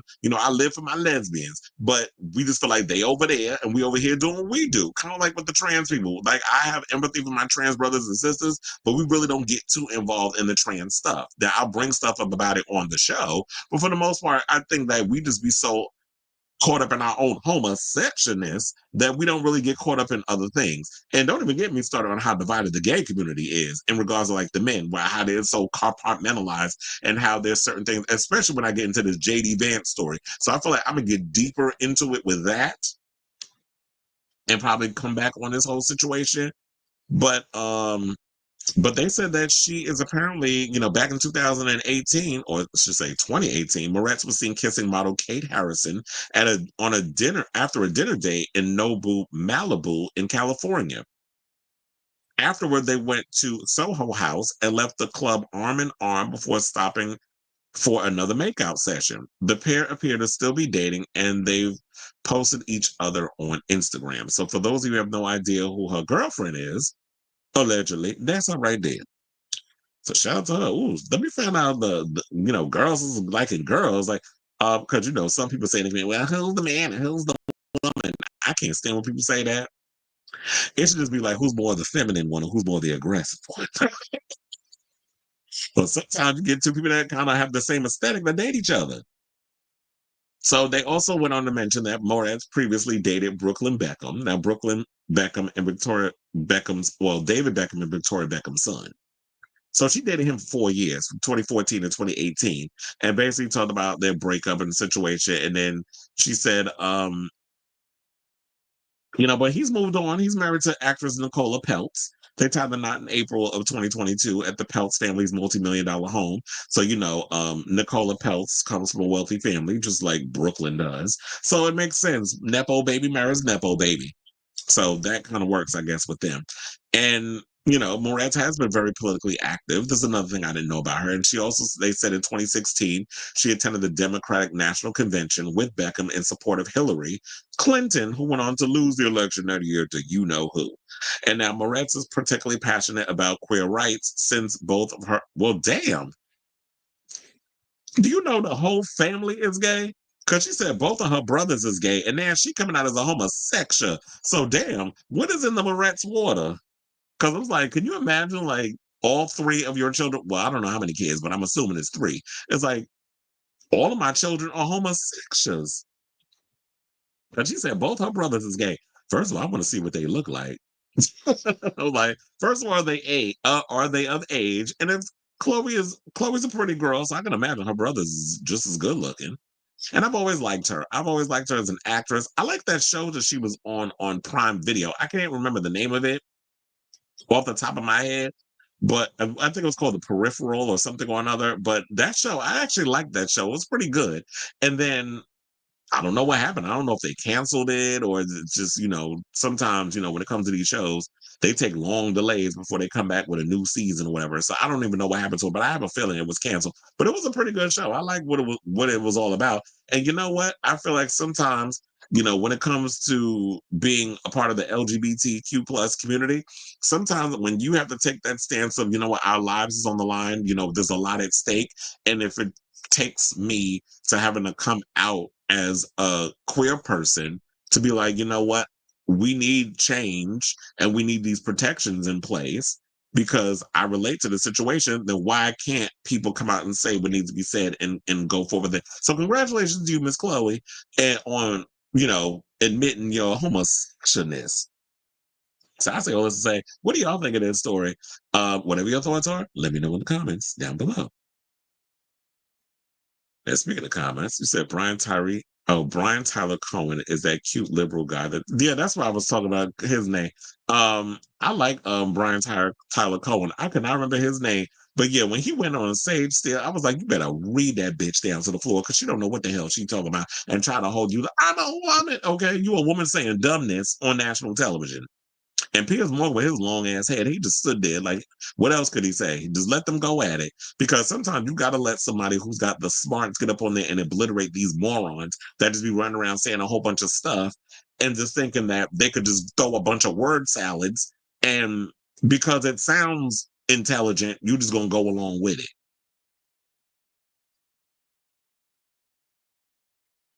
Yes, all these homosexuals. It said there's different cliques in the community. That's why I stay home. It's very toxic and divided. I was never gay enough and look straight.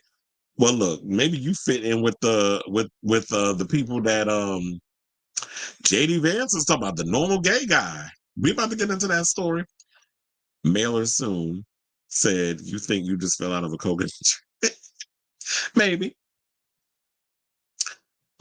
Okay, so now speaking of which, let's get into this JD Vance story. So apparently he went on and said some foolishness about how he feels like he can get the normal gay guy vote, which is basically a bigoted comment because what you're saying is that normal gay guys are those who aren't the typical homosexual stereotype, which would be you like Madonna and Britney and Kylie Minogue. You don't listen to pop songs and you like show tunes and you like Broadway and you paint your nails and you do drag and you have a list when you talk. Me, I more or less identify as a butch queen. So I'm somebody who can kind of play into the femme side. I can play into the masculine side. But butch queen is like somebody who goes in the middle. I do amp it up because I'm on camera. So I could be a little more animated. When you meet me in person, I'm very much laid back. I'm very much a more calm type of person. But you have to be a little more animated and extra when I'm doing a show. Because if I'm giving you a show and I'm basically just talking to you like this, all of y'all will turn this damn thing off and be bored out your damn mind. So you have to be a little extra animated. But in my real life, I'm a butch queen. Shout out to the butch queen. So yeah, she basically went around and so Joy Behar talked about this on The View on Friday. The one episode I didn't see. I'm all caught up on The View, but I didn't get to see Friday's episode. But I heard about this article and I was like, ooh, I need to bring it up. So shout out to Entertainment Weekly who brought this up. So he went on and said something about normal gay guy, which to me is just like, oh, so it's those. So how do you define normal gay guy? Because to me, there's two sides of the normal gay guy argument. There are those who are straight acting, a gay guy who puts on a performance to try to dumb down as much or try to dim that flame that they got. So they want to try to, yeah, bro, what up, bro? Do all that extra-ness. And then there are people who are naturally straight guys who just aren't good with fashion, that they do like to go to the gym and stuff, and they like sports. And there are plenty of gay guys that I know that like baseball, basketball, football, soccer, all that stuff, and don't go into and don't fit into the whole thing because they're not those stereotypes. So there are those natural ones where you have that they're guys, but they just happen to just normal guys, regular guys. I hate using the word normal because now I feel like it's in the connotation of the way that JD Vance is using it. Just a regular guy who just so happens to just be attracted to men, someone of the same gender. So what does he mean by that? But we know JD Vance is not smart. So we know which type of version of what he says normal gay guy, what he's talking about. So Joy Behar was on The View, and basically it seemed like she was trying to push his narrative into hillbilly L as an ELE, GBT territory.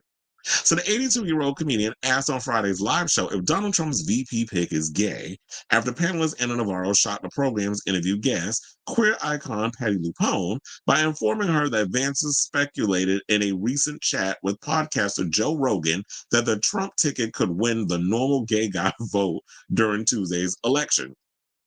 So yesterday, JD Vance asked the normal gay guys are going to vote for them, Navarro said, as LuPone put her head in her hand and asked, "Oh my God, who is this?" What does that even mean? Conservative panelist and former Trump staffer Alyssa Farah Griffin post before Behar quipped, "How does he know? Is he one of them?"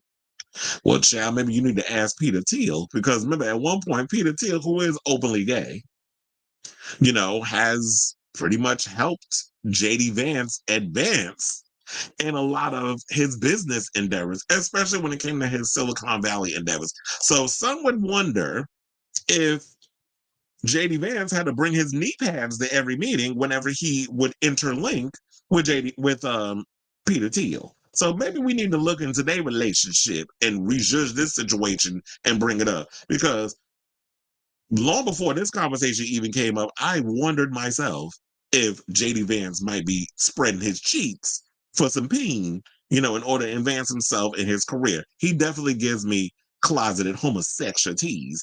And that old woman, that brown woman he married to, looks the other way while her husband be doing whatever. Because apparently, I don't know how this man been out here saying all the stuff he's saying, and her ass still with him. Unless you one of those that, oh, he's not going to deport me. Yeah, okay, sis. Even though if you are an American citizen, I don't know much about his wife, but it's just funny to me with all this other stuff. So now they said the audience lightly gasped at Behar's remark after similar jokes about sexuality have landed other comedians and comedians and internet in hot water, including past digital memes that mockingly categorize Trump's relationship with Vladimir Putin as a romantic one. Well, it does give that. It's like when you kind of y'all do be giving bromance tease when it comes to JD, with that whole situation with Putin and Trump and his love affair with him. Like the way y'all be talking, it definitely gives that. Like y'all got some kind of a sexual relationship. And why can't they make the jokes? The Trump campaign has said far worse in a lot of the stuff that they've said. But of course, when the other side comes in and says something that is a gag and also funny, now y'all want to sit up in here and play the victim. So it's like, oh, we can talk about you, but we can't return the favor. You can't talk about us. Then we want to play the victim. So then Navarro then turned to the crowd and asked, are there any normal gays in the audience, while Griffin finished her thought by classifying Vance's assessment as so offensive. Now, Vance has largely drawn criticism from the LGBTQ community, with GLAAD even listing a roster of stances the politician has taken that they cite as going against the interests of the community. Entertainment Weekly has reached out to the reps for the Trump campaign for comment. And just like what they said about the Puerto Ricans, you're not going to get one in regards to the ones about the gays. So, a lot of people just don't he's just been saying a lot of dumb stuff. He says stuff about the gays. He says something about childless cat ladies. He's, gone on and just said a whole bunch of crazy, stuff. And I also forgot that they made a movie based on him that was called Hillbilly Elegy, which I think is why they said the ELEGBT, because there was a play on his Hillbilly Elegy movie where you had Glenn Close, who played his grandmother. Amy Adams basically was a Netflix movie, child. Netflix just be giving anybody a damn film at this point. And they basically had Usha Vance, was played by Frida Pinto, who we haven't heard from her since Slumdog Millionaire. So let's say all this to say, well, damn, I didn't even pull up the picture, chair. of Joy Behar and that look on her face where she said what she said about JD Vance. There it is. Well, look, I found no harm in what he said. Look, like I said before, these Republicans, y'all be coming out here saying all kinds of crazy stuff about all different demographics. And then y'all talk about, oh, people can't take a joke. We're snowflakes, all this other mess, which y'all like to whine about whenever somebody says something that y'all agree with, but we don't agree with. But like I've said many a times, a lot of like, I'm here for an insult joke. I like insult comedy. I like, that type of humor, that dark, twisted, humor. But it has to be funny. And if it's not funny, like Tony Hinchcliffe was not when he was at this event, this rally, which that's not a place to do stand-up. That's not a place for you to do jokes. So I don't understand like why people were getting caught up in that matrix. And at that point, it's just like, yeah, there was the wrong place for that. Like if you're doing your Kill Tony situation, we know what that gives because that's where that type of comedy is asked for because that's the type of place that requires that. Doing that at a rally, it doesn't work. That's not the time or the place. You're supposed to be there to get people to tell people why they should vote for you, which I have yet to learn what exactly on the Republican side. Why should we be voting for y'all over there when y'all favorite math equation and subtraction? Y'all like taking things away from people if they're not white and male. So I'm not bothered by what Joy said. It's a question that I think that have been on a lot of people's minds. I just feel like she just sounded the alarm because she has a bigger platform to ask that question on. So I say all this to say, what do y'all think of this story? Do y'all agree with what Joy Behar said, or do y'all feel like it's going to be this fake outrage, kind of like what they did when Whoopi Goldberg said when she made the comment about the Jews, and all of a sudden she had to be suspended because they were offended by what she said? And I'm like, this is a conversation that people do be having. It's kitchen table talk. Why can't we discuss the things? Because that's the only way we're going to get to a better place, and we can have the conversations about the hot button topics that a lot of people are scared to touch. So let me know what you guys think of this story in the comments down below.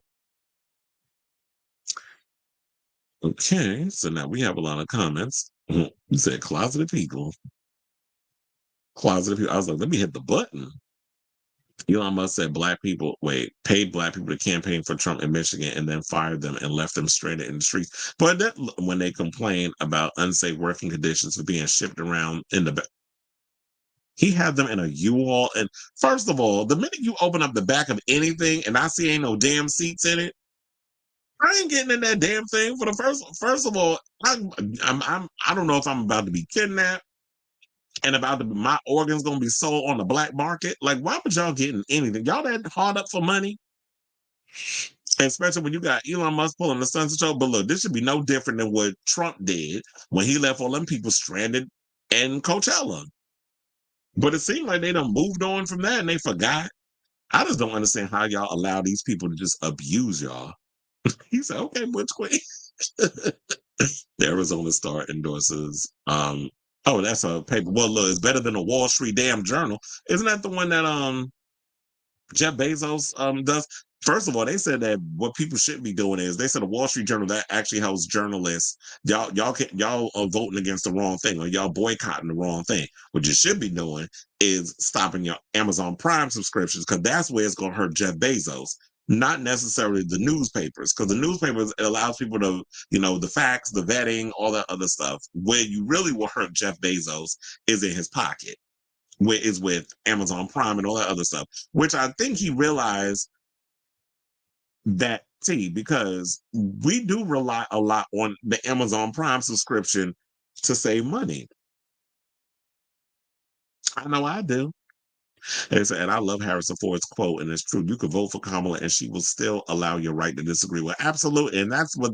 And that at the end of the day, if anything, that is what I've really been focusing on is the fact that even if you don't like the person's policies, voting for her, at least if I disagree with her, and once she gets in office and she's doing things that I don't necessarily agree with policy wise, at least I could disagree with her, and she's not going to come across and be like, well, you know what? You disagree with me, then I'm going to put you out in front of millions of people on national television and blow your brains out. Like, she's not going to do that.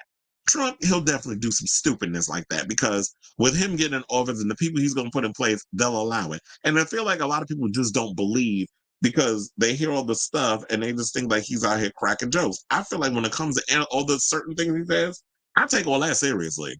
I don't know about y'all, but I take stuff like that relatively seriously. When you out here making threats, I take people at their word with that. They're so out of touch. I also noticed teen youth aren't at their rallies. It's just, well, there was quite a few kids at the Trump rally when I worked at Madison Square Garden. I did see a lot of kids up in there. To me, I just look at the parents like, damn, how y'all bringing y'all kids up in this mess? You got them wearing the MAGA hats. You got them collecting the little signs and stuff that we put, that not me, but the people that they had working there, they put them on the seats. So they collecting all of them, and we didn't sell merch.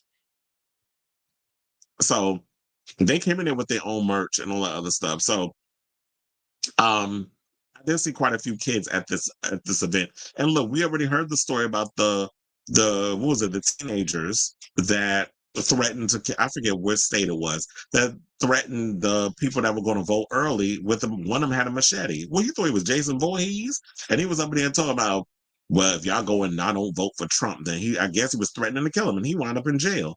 I forget what his name was, but I know like Charlemagne gave him Donkey of the Day when he talked about him on his show. That's how I heard about it. But yeah, it's like the people out here are crazy. They're so scared. They're so scared of a different world that they're willing to try to throw their lives on the line and commit murder just to get you to vote for who they want you to vote for. You said, is it because of the island?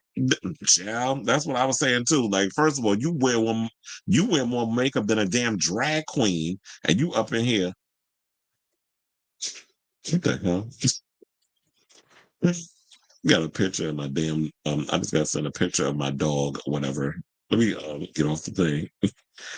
Passed out. Okay, now back to the show because I got sidetracked. See the dog photo, but anyway. So yeah, I was like, look, when you out here wearing more makeup on your face than a drag queen, and you got the nerve to talk about the gays and the homosexual vote.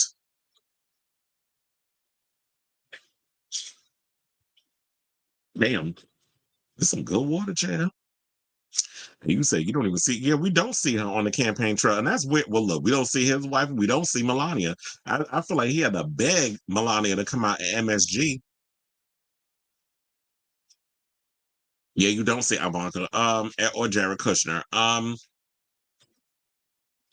You're not going to see Ivanka. Ivanka has pretty much kept her distance from this thing. I did a whole article on it. I meant to bring it up on the show, but I did a whole article on it that, yeah, since the last campaign, Ivanka's and her husband have pretty much kept their distance. Look, Ivanka was just at a Taylor Swift concert. So it kind of makes you wonder, it's like, well, damn, is there like trouble in paradise between, Trump and his favorite daughter? Remember back in the day when Ivanka was a supermodel? Like, she was the supermodel before Kendall Jenner and all of them. Like, I remember when Ivanka used to stomp her way down the runways, and that was a big thing back in the day. And we didn't really think much of it because it was the Trumps. The Trumps were what they were. We didn't really look too much. The Trumps weren't what we getting now. Back in the day, they were kind of like this dynasty or something or another in New York. They were doing their own thing. But we didn't really start paying attention to a lot of the stuff until The Celebrity Apprentice, when those people behind the scenes made him into this bigger thing that he was. Yeah, I can't leave it. Look, that's why I say I feel like Jeff Bezos knew what he was doing. He made us so dependent on Amazon and on all the other stuff that it's like, yeah, we know we get so much good stuff from Amazon Prime and all the other stuff that it's like, damn, we know that's the thing that we need to get rid of to hurt him in his pockets. And we're so dependent on it. Said Kamala got Cardi B, Trump got Musk, stripper versus Jinx. Well, I wouldn't call Elon Musk a genius. He inherited a lot of that stuff from his father, especially, the money and all that other stuff. And there's stories out there about how he got a lot of his businesses as well. And he said Kushner got those butch queens. Well, I wouldn't call him a butch queen. I call him more of a femme queen. First of all, he looks a little like, don't he look like the villain out of that movie, The Boy? Y'all ever seen The Boy? That stupid ass horror movie. That's what Jared Kushner reminds me of. But anyway, speaking of people who need to get donkey of the day, let's get into DJ Envy. So we was just talking about Halloween costume stuff. I heard that people was getting mad at how I saw one story on damn, what was it? Radar Online. But I was weird. I was confused because I was like, are they talking about recent Halloween costumes or y'all bringing up costumes? Because they kept bringing up old dates. So I was like, I'm not going to even talk about this story because I feel like y'all just all over the place in regards of what y'all talking about in regards of whatever. So I was like, whatever. So I just like tossed the story to the side because they brought up Kim Kardashian dressed up as Aaliyah for Halloween. I'm like, she wasn't dressed up as Aaliyah unless this was she changed multiple times because I saw her recent costume where she was dressed as like some lizard monster type of creature, something out of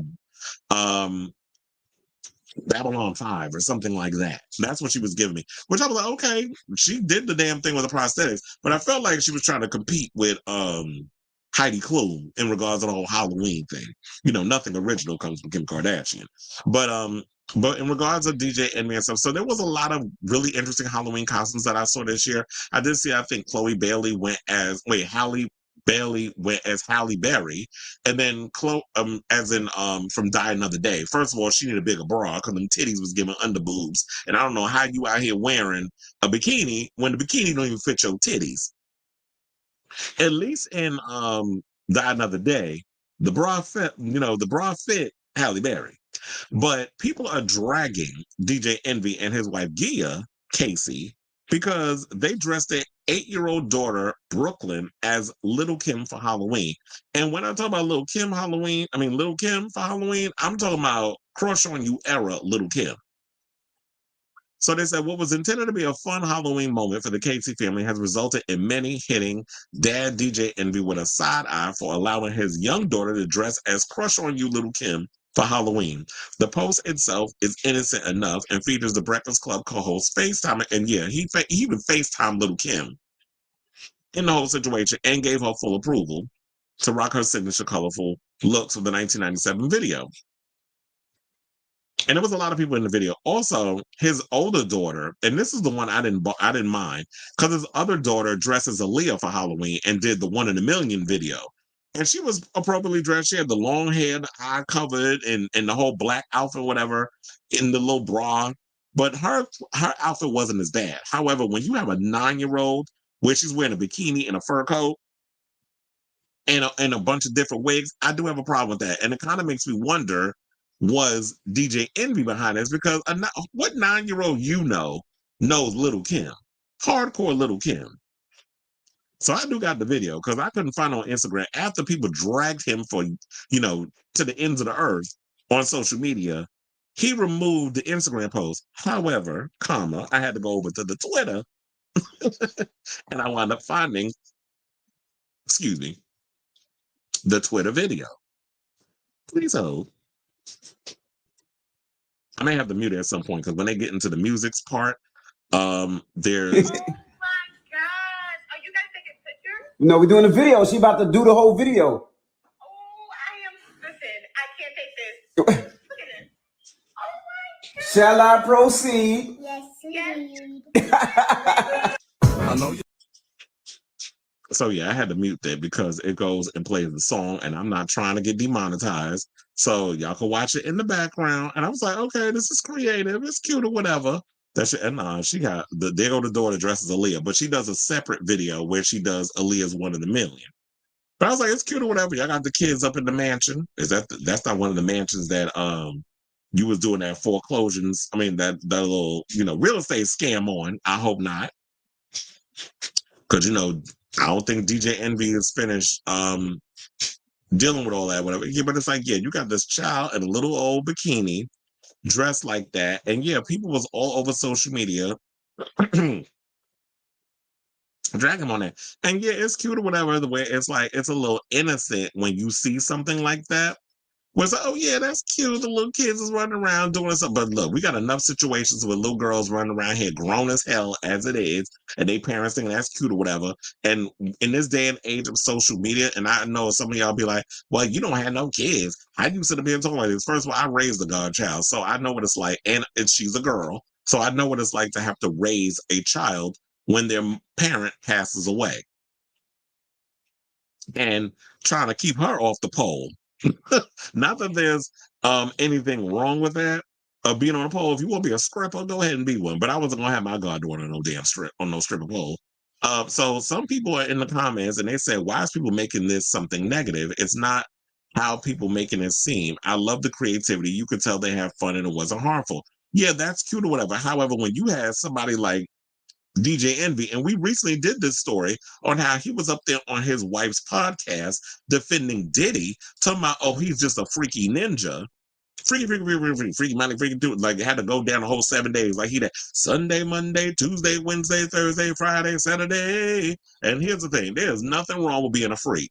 We all got our freaky isms. I told you I've gone to many a sex club and I've done my freakiness. I've done my share of freakiness. However, when you are a freak, you can be a freak every day of the week, but there needs to be consent behind that freakiness. And when he's going around allegedly sexually assaulting people, drugging people, making people do things against their will, if it's a one-way street in the freakydom, then we could then that's when it becomes a problem.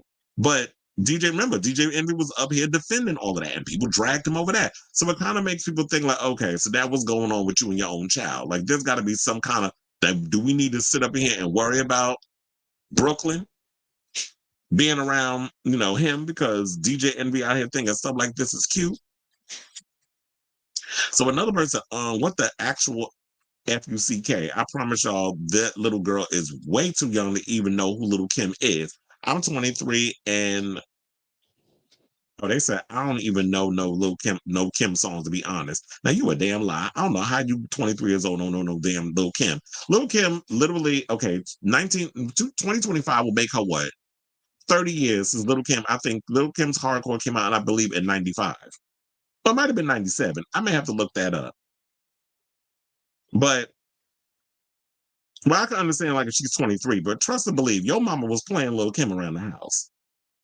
So they said, so whose effing idea was this, and why are people condoning and supporting this? Absolutely the F not. Y'all don't even, wait, so another person said, y'all don't have to keep posting this. Well, I think we do have to keep posting this so that way people, are aware of it. Another person said the outfit was risking enough, but her reciting the lyrics is where I draw the line. It's another one says his wife runs the household. Another person said, no wonder why his wife don't even respect him. Another person said the same way these women sport their daughters in short crop tops and two-piece swimsuits. Another person said this is wild, and it goes on and on and on. But also it's like, damn, I didn't really see. Now if we could actually play the stuff without getting demonetized, then I could have went up and been like, oh well, damn, now I know you ain't got this child up in here cussing. And look, Little Kim, hardcore Little Kim, y'all already know what that album gave. First of all, I live for that album, especially Big Mama Thing. Y'all know I can recite the lyrics of that whole damn song on this show. I have done it many a times. However, it is a little weird that you have grown people putting this on a child. And there are plenty of Halloween costumes that you can have your little girls out here dressing as. And I'm saying, like, you know what? This would be innocent if it was just kept among y'all. But we live in a world of like with social media and all this other stuff. And you know how there's a lot of, I feel like social media has really given an eye to more perverts to be out here getting off on looking at little girls in sexually suggestive clothing and all this, especially the tea that's going around about Diddy and these videos that I guess the guy that said that Kim Porter gave him a bunch of videos that had child rhymes with corn on it, and he has access to these files with all that stuff. So with all of this makes me feel uncomfortable, especially in this world we live in where social media is just this open cesspool for perverts. So protect your daughters at all costs. That's what I gotta say about him. But as I be saying many a times, a lot of y'all don't. I'm not saying in general, but a lot of y'all do not respect women or girls. So I say all this to say, what do y'all think of this story? Do you think that people are overreacting with what DJ Envy's daughter was wearing for Halloween. It wasn't just a little, fun, whatever that everybody should be getting all serious, or is it, yes, it is inappropriate for a 9-year-old to be dressing sexually suggestive. And then, and is it true that we kind of just make everything, we sexualize everything? Whatever your thoughts are, let me know in the comments down below. Mm-hmm.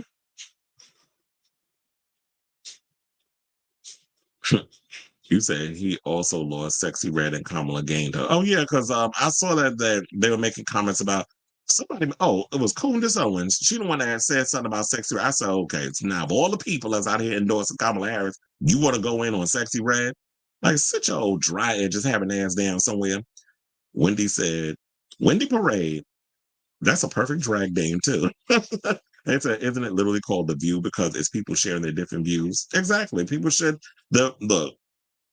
Barbara Walters said in the beginning of that show back in the day that it was called Different Women, Different Points of View, maybe a little too different. So it's supposed to be all the women have different views. They should be allowed to have different views and respect it. Say, yeah, she's giving me autogynephilia. What the hell is that? I need to look that up. Autogynephilia. What's that? You like to play with your coochie? That is, I heard the FCC might fine SNL and Kamala for violating equal time. SNL announced will pay the fine. Kamala sent us the bill.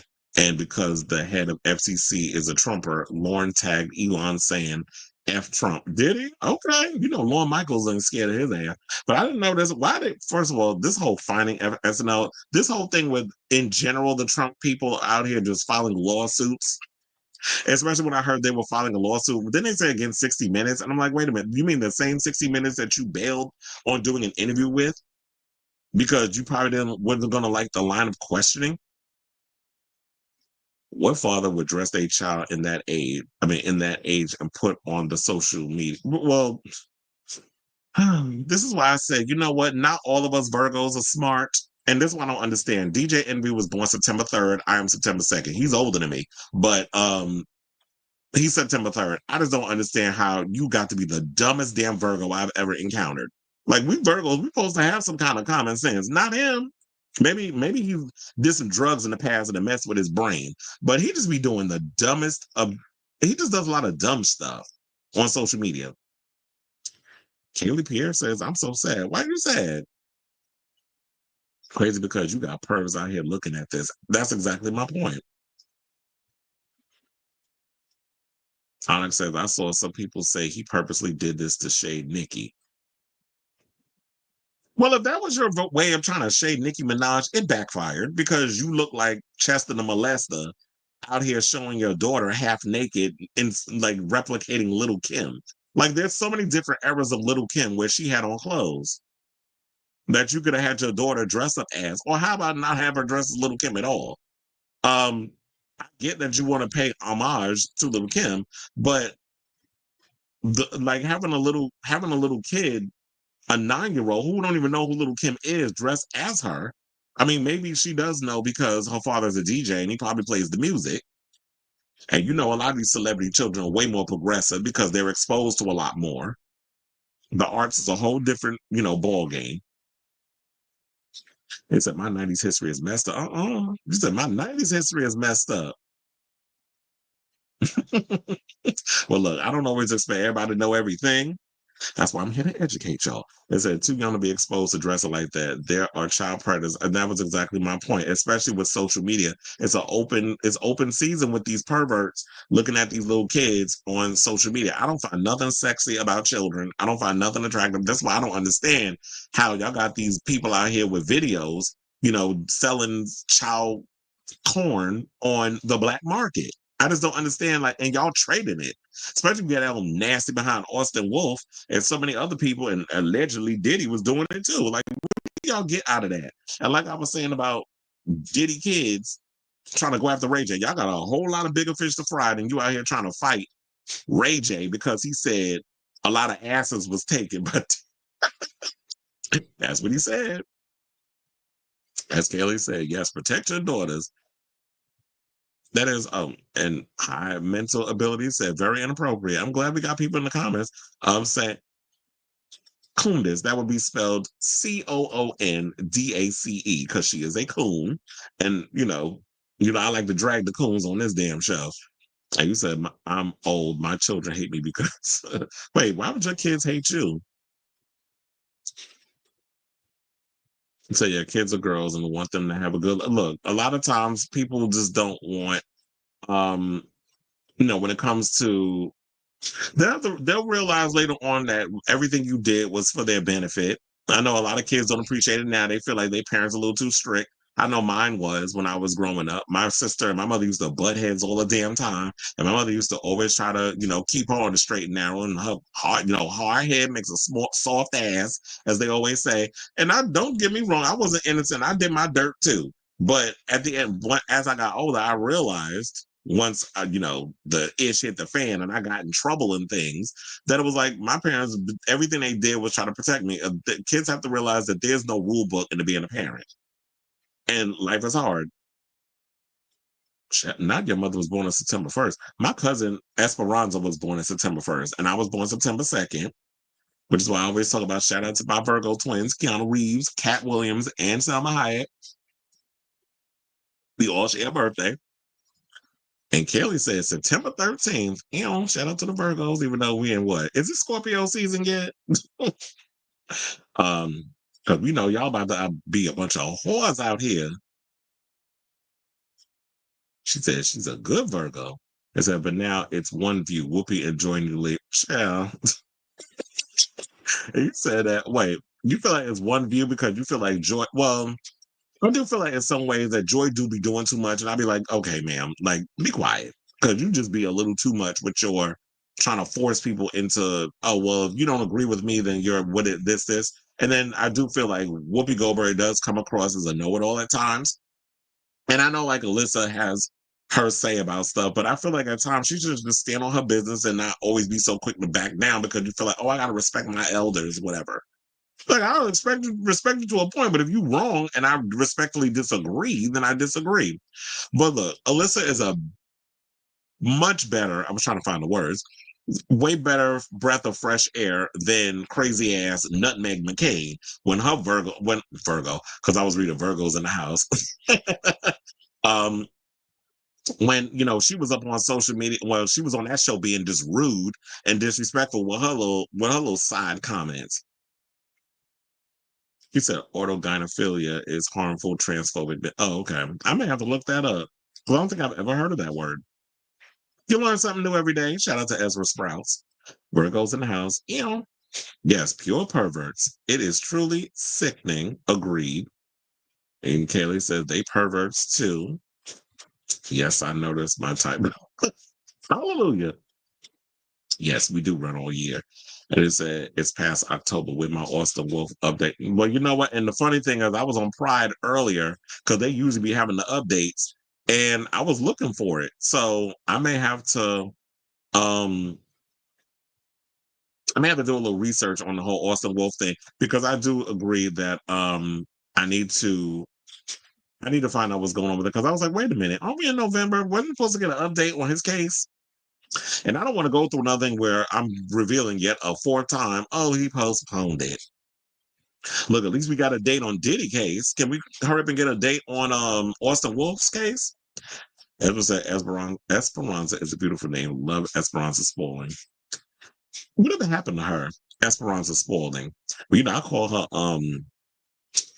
we call her Essie for short. Because anybody got time to be calling no Esperanza. It's like we run all year. Hallelujah. Virgos are very organized and they know how to fix things. Well, apparently not DJ Envy. I don't know what happened to him. He didn't know how to fix this mess he got his child in and himself in. That's why I was like, I need Sean.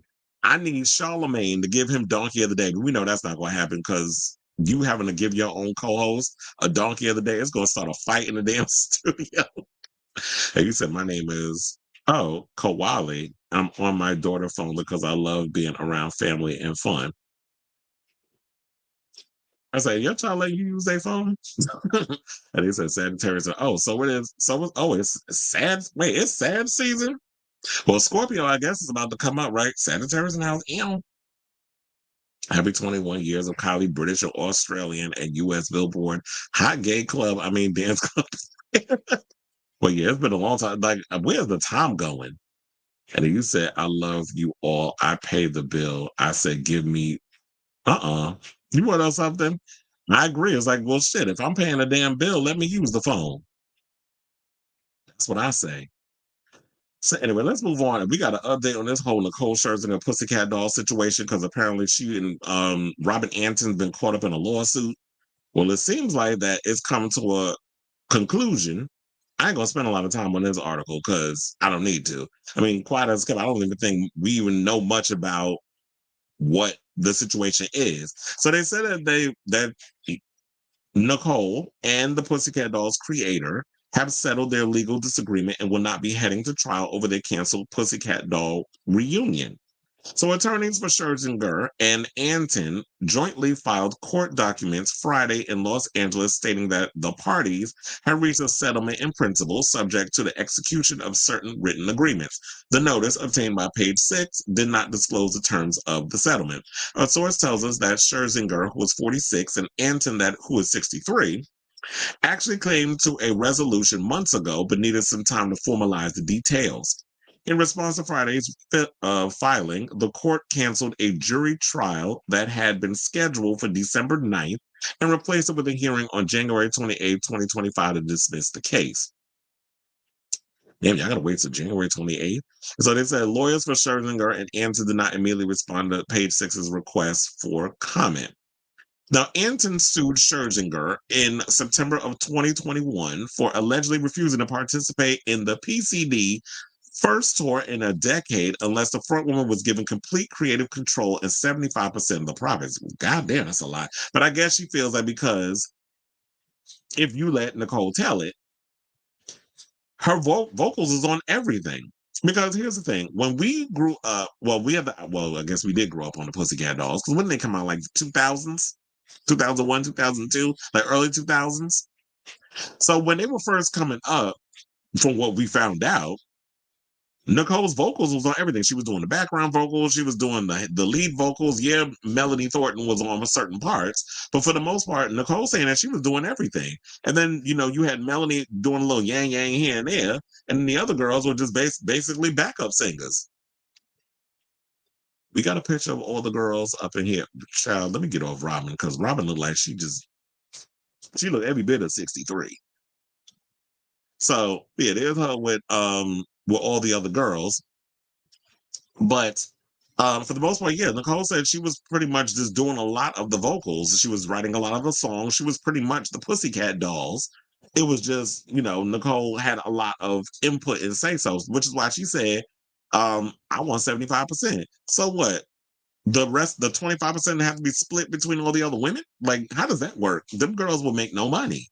If Nicole was to suck up everything, I would have just been like, give me,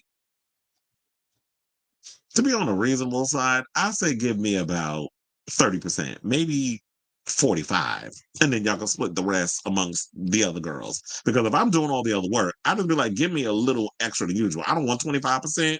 You can give the other women 15 to 20, 25%. But me, I need to get at least a good 30, 35. Or maybe I'll even push for 40.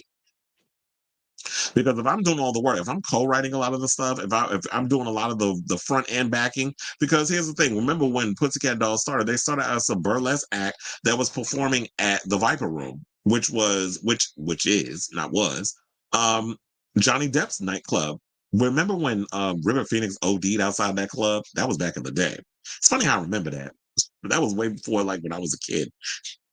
Excuse me, and I heard that story. But anyway, so when it came down to it, it was like, it started out as this little burlesque act. You have a bunch of girls up there that would dance, and you would have a guest singer. So Christina Aguilera would come and perform. Then you had Carmen Electra, who at one point we came to find out was being offered the gig to be the front woman of PCD. But she said the money just she wasn't willing to give up her lifestyle for the little crumbs that Robin Antin was trying to pay her to be in the Pussycat Dolls. So she passed.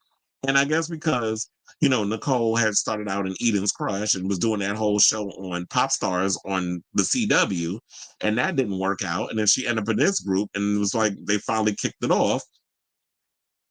She wasn't willing to, like, go through that mess again. So she was like, I'm just going to go all in and I guess do whatever. So they also said that Scherzinger's attorney called the suit meritless in January 2022, stating that the singer had simply asked to renegotiate her contract after the COVID-19 pandemic repeatedly delayed the concerts, which intended to promote the group's comeback single React. And we were all excited for that. When we heard that song React, I was like, yes, the girls is back to form. They're giving us pure sexiness. The girls is up there, just gyrating for their life. And we was living for it. So we was looking forward to the tour, and they had this new song, and we were going to get more music. But then COVID happened, so that put the nail in the coffin. So she's like, well, if y'all want us to go out on tour and do all this other stuff, then basically I want a new renegotiation because God forbid if anything happens to me and I get sick, especially when, COVID is a respiratory disease, and I rely on my lungs and my singing to give a show. So they said the same month, Scherzinger announced that the tour had been scrapped altogether, much to the surprise of her incredibly disappointed bandmates, Carmit Behar and Jessica Sutter, who claimed to have found out the news via the Masked Singer's judge's Instagram post. The drama came to a head in August of 2022 when Scherzinger filed a cross-complaint against Antin, accusing the choreographer of mismanagement and misappropriating funds, which she denied. However, the pop star, who currently is Broadway and Sunset Boulevard and getting rave reviews, so I already feel like she's about to clean up at the Tonys in 2025, signaled in July that she was finally ready to move on. And said the following: I love my dolls. I love the Pussycat Dolls. This is what she told the Daily Mail when asked about the likelihood of another reunion. So I always say, in the words of like Jamie Lee Curtis reprising her role as Laurie Strode, never say never. So everybody apparently is using that line from Brandy's song and album, never say never. And as much as I like the Pussycat Dolls, this is too much drama that goes on with them and Robert Antin allegedly being greedy and all this other stuff. And I would like to see the girls get back together and give us a show. But at this point, do people even care about the Pussycat Dolls like they do, some of these other girl groups, like a Girls Aloud or a Destiny's Child, who they want a reunion for the Destiny's Child? We all want that. And well, those of us who are Beyonce, Kelly, Michelle fans want it, because I know there's some people out here, we don't want it. We don't want it. We don't want it. I had to go sing it like Cardi B. So anyway, so I say all this to say, what do y'all think of this story? Would y'all be here for a PCD reunion down the road or something? Look, these girls ain't getting any younger. Nicole's already in her mid-40s. So it would be nice if they could make a comeback and do a reunion and give the fans what they want. Or like, it's funny, I wasn't even thinking about this, but I'm thinking about it now. The Spice Girls. We want a Spice Girls reunion. They got their 30th anniversary coming up in 2025. And it seemed like the other girls don't want to do it. The only one that wants to do it is Mel B. And she's mad because the other girls don't want to do that reunion. So would y'all be here for a PCD reunion, or were they just kind of girls that had a couple of little hits and it's just like, okay, y'all time came and went, and we don't basically care whether or not you girls ever get back together? So whatever your thoughts are on this story, let me know in the comments down below. Now, we do have, so y'all know, we have 3 more topics left until the end of the show. So if you have not already, can I please ask you all to hit that like button and that subscribe button. Also, be sure to smash the notification button so that way you know when we go live with a brand new episode of Chris Avalon Unfiltered. So before I get to the rest of the show, let's get to the comments. My ex-wife, your ex-wife, bitch, when was you married? I just now finding out about this. Cleveland said he married. He was married. He's married now. He said the classic AMA sabotage. Whatever happened to the American Music Awards? Did they cancel that? Robert says, I got tea. I heard Laura Loomer and Trump are over because he hates plastic surgery. Well, we know Joe Biden got some work done. He look a little crazy, but look, if that's what you want to feel like to make yourself, whole, then you go ahead and get that lift. But he hates plastic surgery? I never thought that he would. Well, he do got that little, that fold that hangs around the neck, look like a coochie. He do got that. So maybe you need to get that pulled back a little bit. Some of that fat sucked out. But they said well, who knows? Trump is 78 years old, probably with all kinds of health issues. He probably died on a damn slab if they did any work on him. Hope you found love in a hopeless place. You said 25% divided by 4 women. Nicole, you want to TLC the girl group into bankruptcy. You're giving me pebbles seeds. Not pebbles. Well, but there's like 5 of them, so it wouldn't even be 25% divided by 4 women. So maybe they need to take a smaller cut. Maybe y'all need to get each 10%, and then Robin get the rest. But it's like, but I guess she probably felt, according to the story, that she was doing most of the work, so she wanted a whole lot of money. But I'm like, 75%, you out your damn mind if you think that you're getting 75% of anything from a girl group you didn't even create. And you said, I love Destiny Child. Me too. Say my name, say my name. Say my name, honey. And the funny thing is, when they were doing the whole Destiny's Child joke on, I think it was the SNL yesterday, and then you had them doing the Destiny's Child reference, which was funny. Nate Dogg, yeah, you better lay low. Remember when Whitney Houston did that? That was funny. As her solo work didn't really take up. No, and I guess I might be in the minority, but I actually did like her name is Nicole. That was the name of the solo album. And she had some bops on there, but I just feel like the rollout and everything, they probably felt, okay, this is a little too PCD. Who are you separated from that? Because here's the thing, when you're a solo artist, you have to find a way to separate yourself from what you were doing in the group. Otherwise, why leave the group? Justin Timberlake had to do it. Beyonce had to do it. She had to change her sound to make it distinct from what she did with Destiny's Child. Yes, he did. May he rest in peace. Joe Biden is Mr. Burns. He does kind of look like Mr. Burns on The Simpsons, though. I ain't gonna hold you on that. All right, so now let's get into this Scissor Sisters story. Apparently, they are coming back. The only bummer about this is it's overseas. So not even coming to America, but I guess the only reason why is because they weren't really big over here. So it makes sense. Why risk doing an arena tour or whatever in the United States when y'all weren't really big over here? Like if they were to come and do an American tour, they'd have to scale it down and do smaller venues.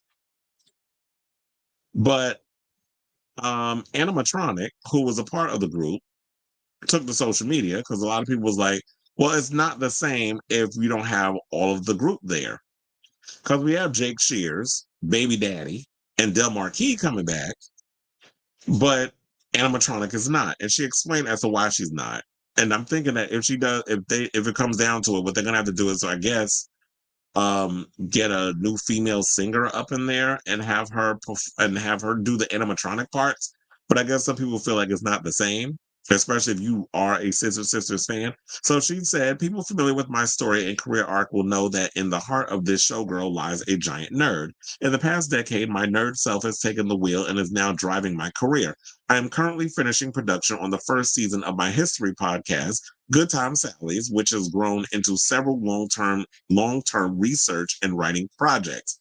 With contracts signed and schedules agreed on these commitments, the timing of a Scissor Sisters reunion does not allow me to join my former bandmates on this tour. I wish the band and all our fans all the best. I will be there in spirit to kiki with you. So I do think that it's sad that she is not going to be a part of, the situation. It would be great to see Animatronic there. It's also, like I said, a bummer that y'all only going to be overseas doing an arena tour, basically to mark the 20th anniversary of their debut self-titled album. So, but she's like, I had so much stuff going on and I've been busy with my career. Like, not only does she, do a lot of historical nerd stuff, but she's also a DJ. Like, she does a lot of music things. Like, I've seen like things of her where she's out doing shows and spinning and all that stuff. So Animatronic has definitely kept herself busy.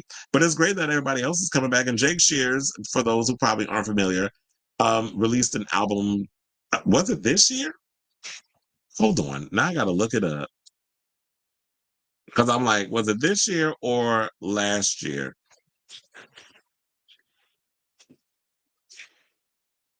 That he released a album. Excuse me. He's also born in 1978. Shout out to all the people born in 1978. Well, he's 40. Well, he's 46. He was born October 3rd. So she's a Libra. But yeah, and he's been living in London. I don't remember. I don't know why. I think he's been doing like some theater stuff over there. But Last Man Dancing. That was the name of the album that actually came out, and it came out in it says 2023. So I believe the album. Yeah. So he released the album. The album was actually pretty good because I've listened to it a lot, and it's definitely some bops on there. So if you're a fan of like dance music and all this other stuff, definitely check out Jake's music. I don't necessarily know what Del Marquis and Baby Daddy's been up to, because I really haven't been following like that. Also, Jake Shears has a podcast on YouTube that I have been watching. He recently did one. I can't remember this is why it sucks, because I'm horrible with remembering names of shows. But I think it was like with Mercury something or another. But anyway, so you can look it up on YouTube, whatever. He does interviews. He did interviews with a lot of queer artists. So he did an interview with Beth Ditto from Gossip. He did an interview recently with one of the singers who collaborated back in the day with Sylvester. So there's one where there's a whole big history story on Sylvester that I thought was really good. It was like an hour episode. Then there's one where he did on Little Richard. He did one with Peaches. He's done one with a lot of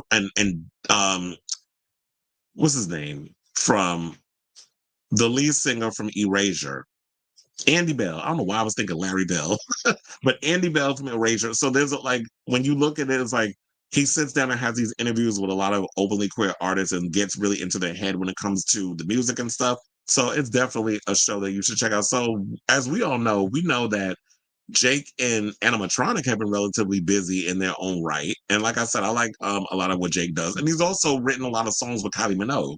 So he's been really busy out here doing his thing.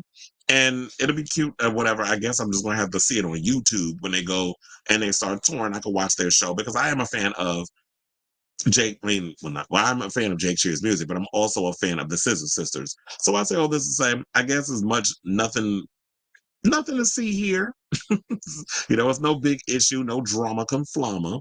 It just, it's scheduling is the reason. So whatever your thoughts are on this story, and if you guys are bummed that they're not going to do an American version, an American leg of their debut album tour in the United States, let me know what you guys think of this story in the comments down below.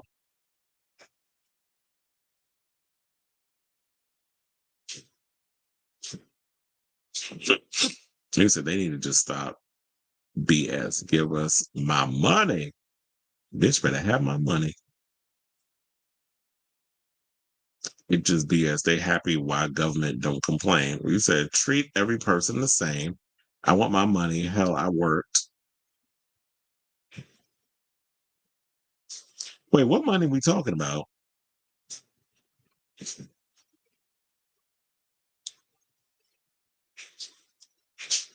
She said, I'm gonna shut up. I love the Gap Band.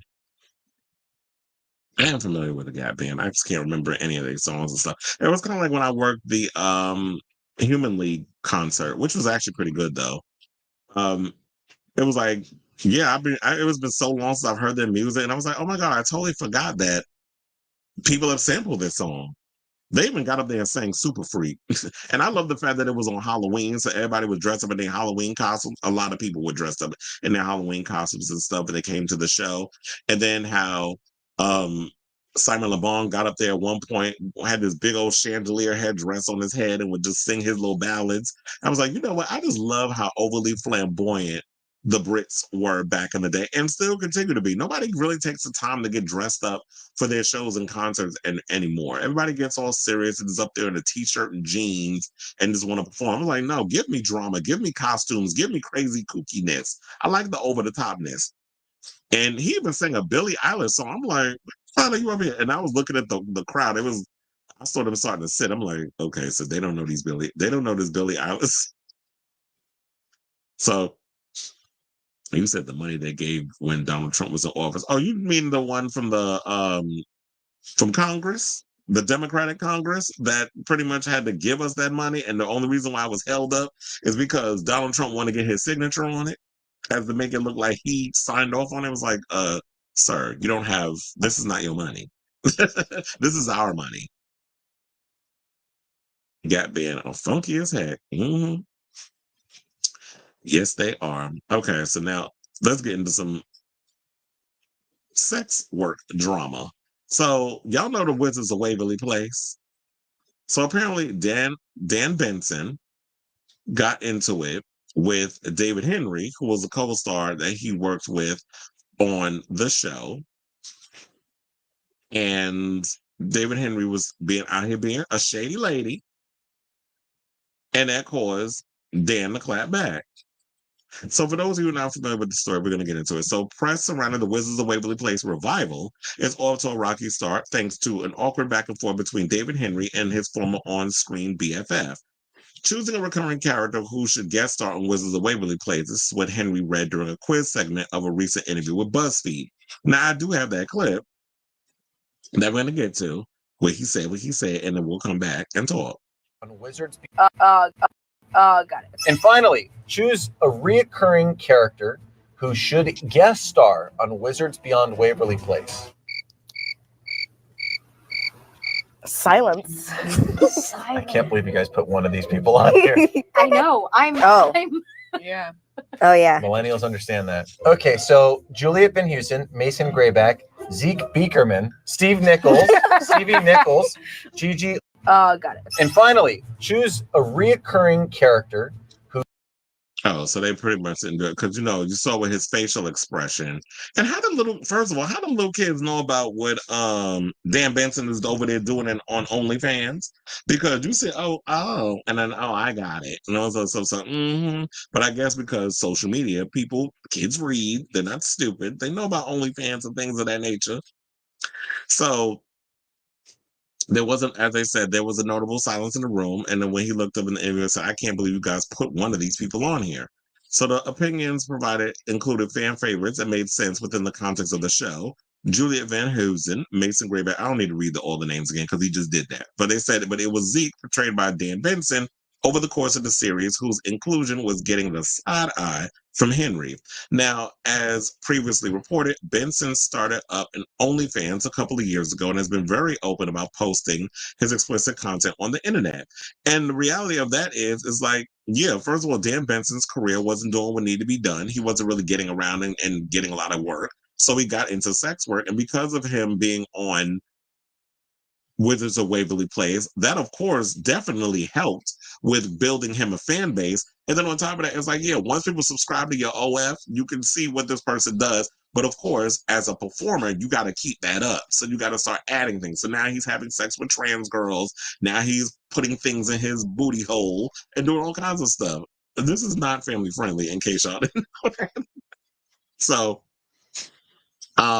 in case I was wondering, because we don't get family friendly on there. That's why I haven't made sure, like, this is not for kids.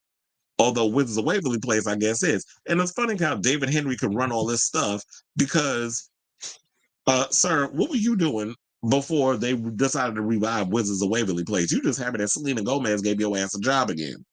So now Benson clapped back at what David said and said the following.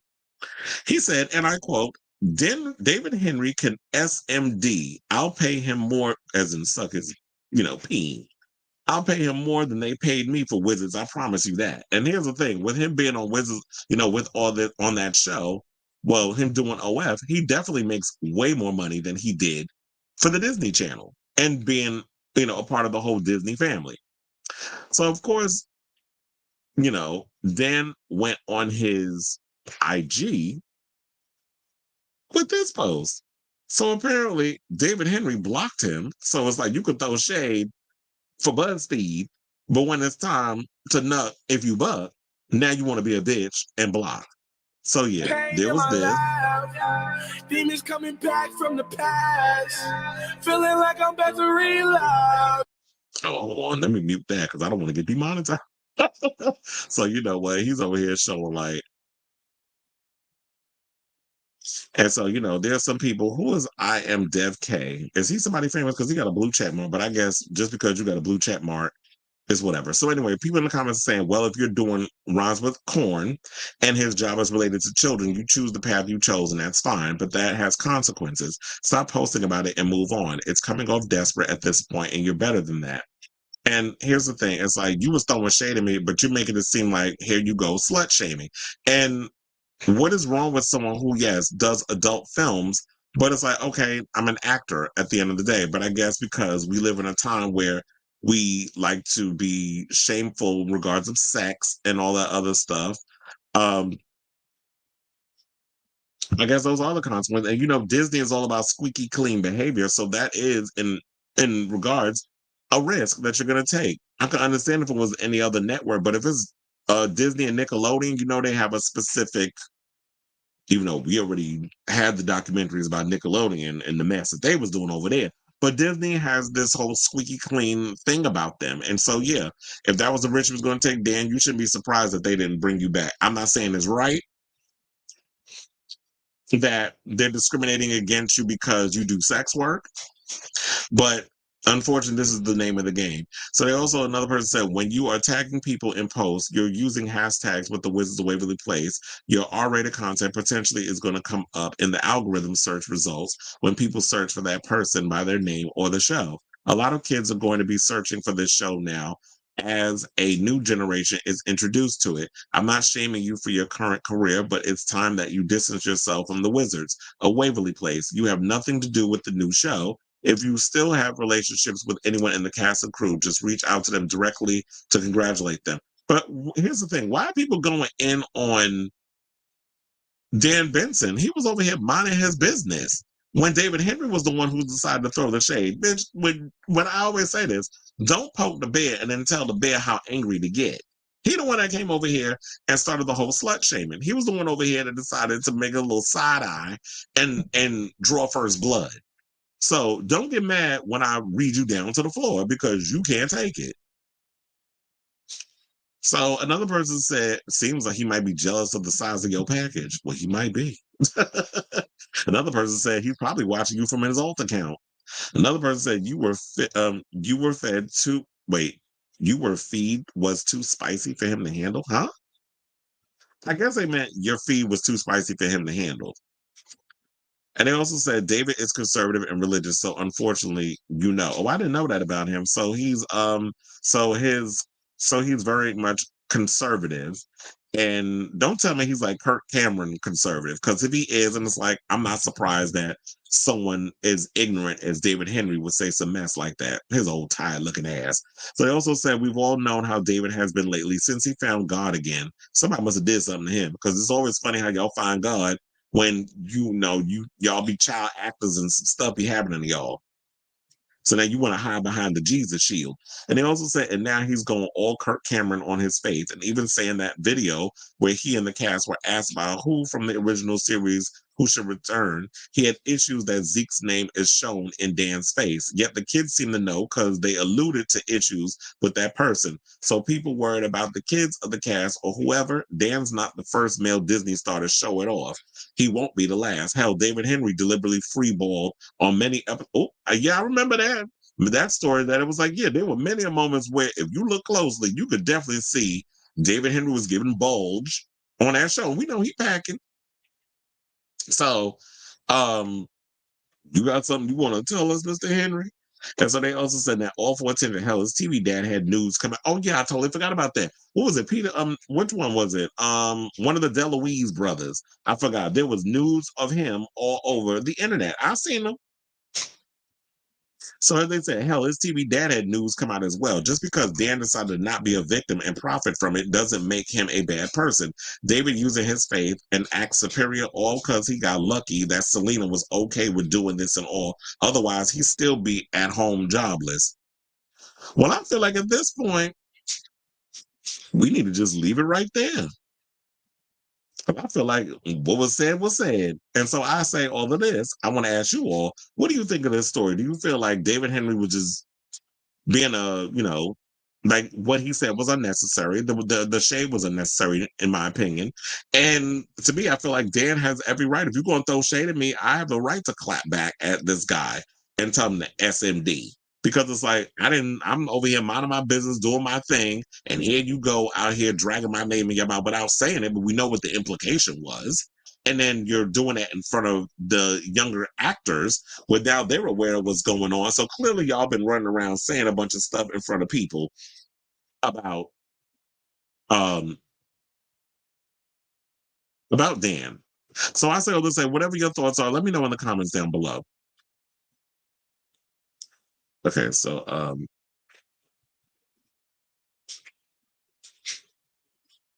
I was like, yeah, we got a lot of topics. Let me go up. Kaylee says they need, well, she said, I need more money. Oh, wait, I think I need to go further up because I'm missing some. Oh, you talking about with the stimulus checks? Because it took me a second to remember what you were talking about. It said, yes. Yeah, well, don't we all? And voting for Trump is not gonna get us more money. Scissor Sisters, yeah, they weren't popular in the States anywhere except the UK, and it makes sense. And it's like, I think it's because they were just flamboyant, they were over the top, and that type of vibe only would work in like the UK and all that other stuff. So yeah, the Scissor Sisters were successful, but they weren't like hugely successful. They weren't like worldwide successful. I feel like maybe if the Scissor Sisters were created today, the younger generation, because they're ready for that sort of thing, I feel like they would be more successful in the vein of like a Troye Sivan or a Charlie XCX. But back then it was just like, yeah, y'all wasn't ready for Scissor Sisters. The type of vibe they was giving was very much Electro Clash New York, early 2000s, which was kind of like the vibe, the party scene that I was into. You know, with Scissor Sisters and Fisher Spooner and Peaches and that whole vibe. You said, keep feeling fascination. Okay. Said, you have the best show. Thank you. I'm glad somebody likes it. No, I'm joking. I know a lot of y'all like the show. Hell, hence y'all wouldn't be watching if it wasn't. I heard David Henry. I wouldn't be surprised. He definitely gives that. Because I'm like, who walks around freeballing and doing all that? Because I feel like, you know what, you probably a self-hating closet case. And now you want to hide behind Jesus thinking that's going to save you. Child, you better come out wherever you are. Sailor Mermaid says, I'm not surprised. David Henry is a conservative Christian. That was like, I didn't really know that about him until like I started reading a lot of the comments. Maybe because I don't care for David Henry that way. I just been following Dan Benson because of his OnlyFans. Y'all know how I do. They said shading him, but go to work in a company that protects predators behind closed doors. That part. David Henry is very deep-rooted Catholic faith. I'm so glad I got out of that because I was raised Roman Catholic, and I'm just so glad I saw through the BS of that. Maybe it was during, me growing up with Madonna. She helped me not get caught up in that matrix. Silverman says, but those who are super judgmental are hiding shadows and skeletons in their closet. Well, isn't it usually like that? It said, we have a generation ashamed of sex. I can share lots of it. No, I believe it because I've been seeing a lot of the articles and stuff on, yeah, we have a lot of this. We have a lot of this we have a lot of the younger generation who they don't even want to see sex in movies and TV. I'm like, huh? How the hell you think you got here? And now you talking about you don't want to see nudity or sex or anything. And I'm like, First of all, we are not going back to a day where we can't see sex and things. Not that, who knows? I wonder why is it that? Is it because a lot of these young people have been desensitized? Is it because you're aware, like you grew up in the social media era, so you have easy access to like adult cinematography and things of that nature? So is that why a lot of them don't want sex? Like I really want to know from the Gen Z, from the Z generation, why do y'all not want sex and nudity and stuff in movies and television? I mean, it's a part of life. How the hell you think you got here? My mother used to always say that to me when I was younger, and I used to always go ill whenever my father would be affectionate. She's like, how do you think you got here? Like, exactly. If you're watching my show, you're a fan.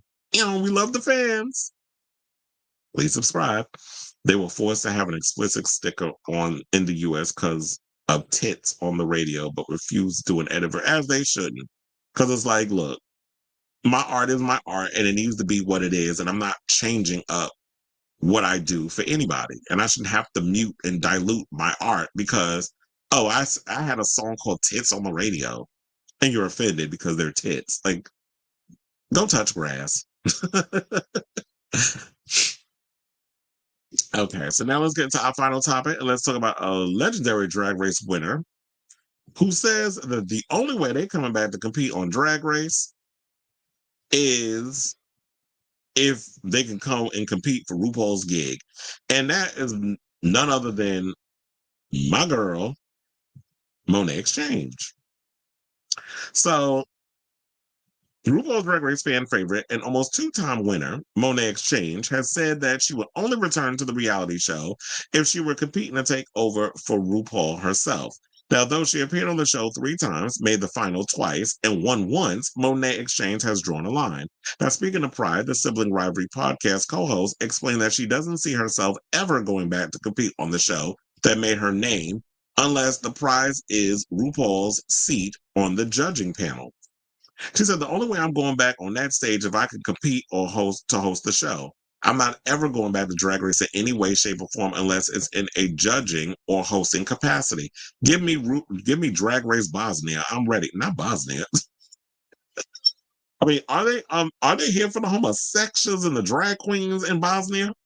I mean, you want to go? First of all, I heard they're coming out with a Drag Race Singapore. I heard there's a couple of more. Like we already know that we're getting what is the other one? We're already getting South Africa. We still don't know who's going to be judging it. Most likely, I'm thinking, well, no, a lot of people think it's going to be BB Zahara Benet. And we got so many ones now. I haven't even gotten around to watching Drag Race Down Under, but I've heard good things about it. I heard that it's good so far. You know, I was not a fan of Drag Race Down Under before. And then we have, what is it? Canada's Drag Race just showed their preview of their new season. First of all, this is the first time where I was feeling like, you know what? I might actually sit through a whole season of Drag Race Canada because I was like, I mean, last season they had some interesting characters on there and I was able to tolerate them. But for the most part, I don't really like Canada's Drag Race. Those accents really drive me insane. No shades of the Canadians, but it's just like, it wants to drive me to drink sometimes. And then some of them queens y'all had up on there was driving me crazy. But this season looks good though. And yeah, like I said, I haven't seen Drag Race Down Under. You know, they have all these different Drag Race. So I do feel a little oversaturated with Drag Race and overwhelmed. But as far as like seeing Monet being a part of it, why not? Because I'm like, one of the things I have said for many years is that I would love to see some of the queens from Drag Race also be brought on as guest judges. Y'all don't need to try to find these Charlize Therons and Sarah Michelle Gellar's and Britney Spears or Beyonce. I'm just throwing big names out there. You don't always need, or Lady Gaga. You don't need to find, or Nicki Minaj, because y'all had Nicki and Lady Gaga and all of them on there. Never had Beyonce. Still haven't got Madonna. Still haven't gotten Cher.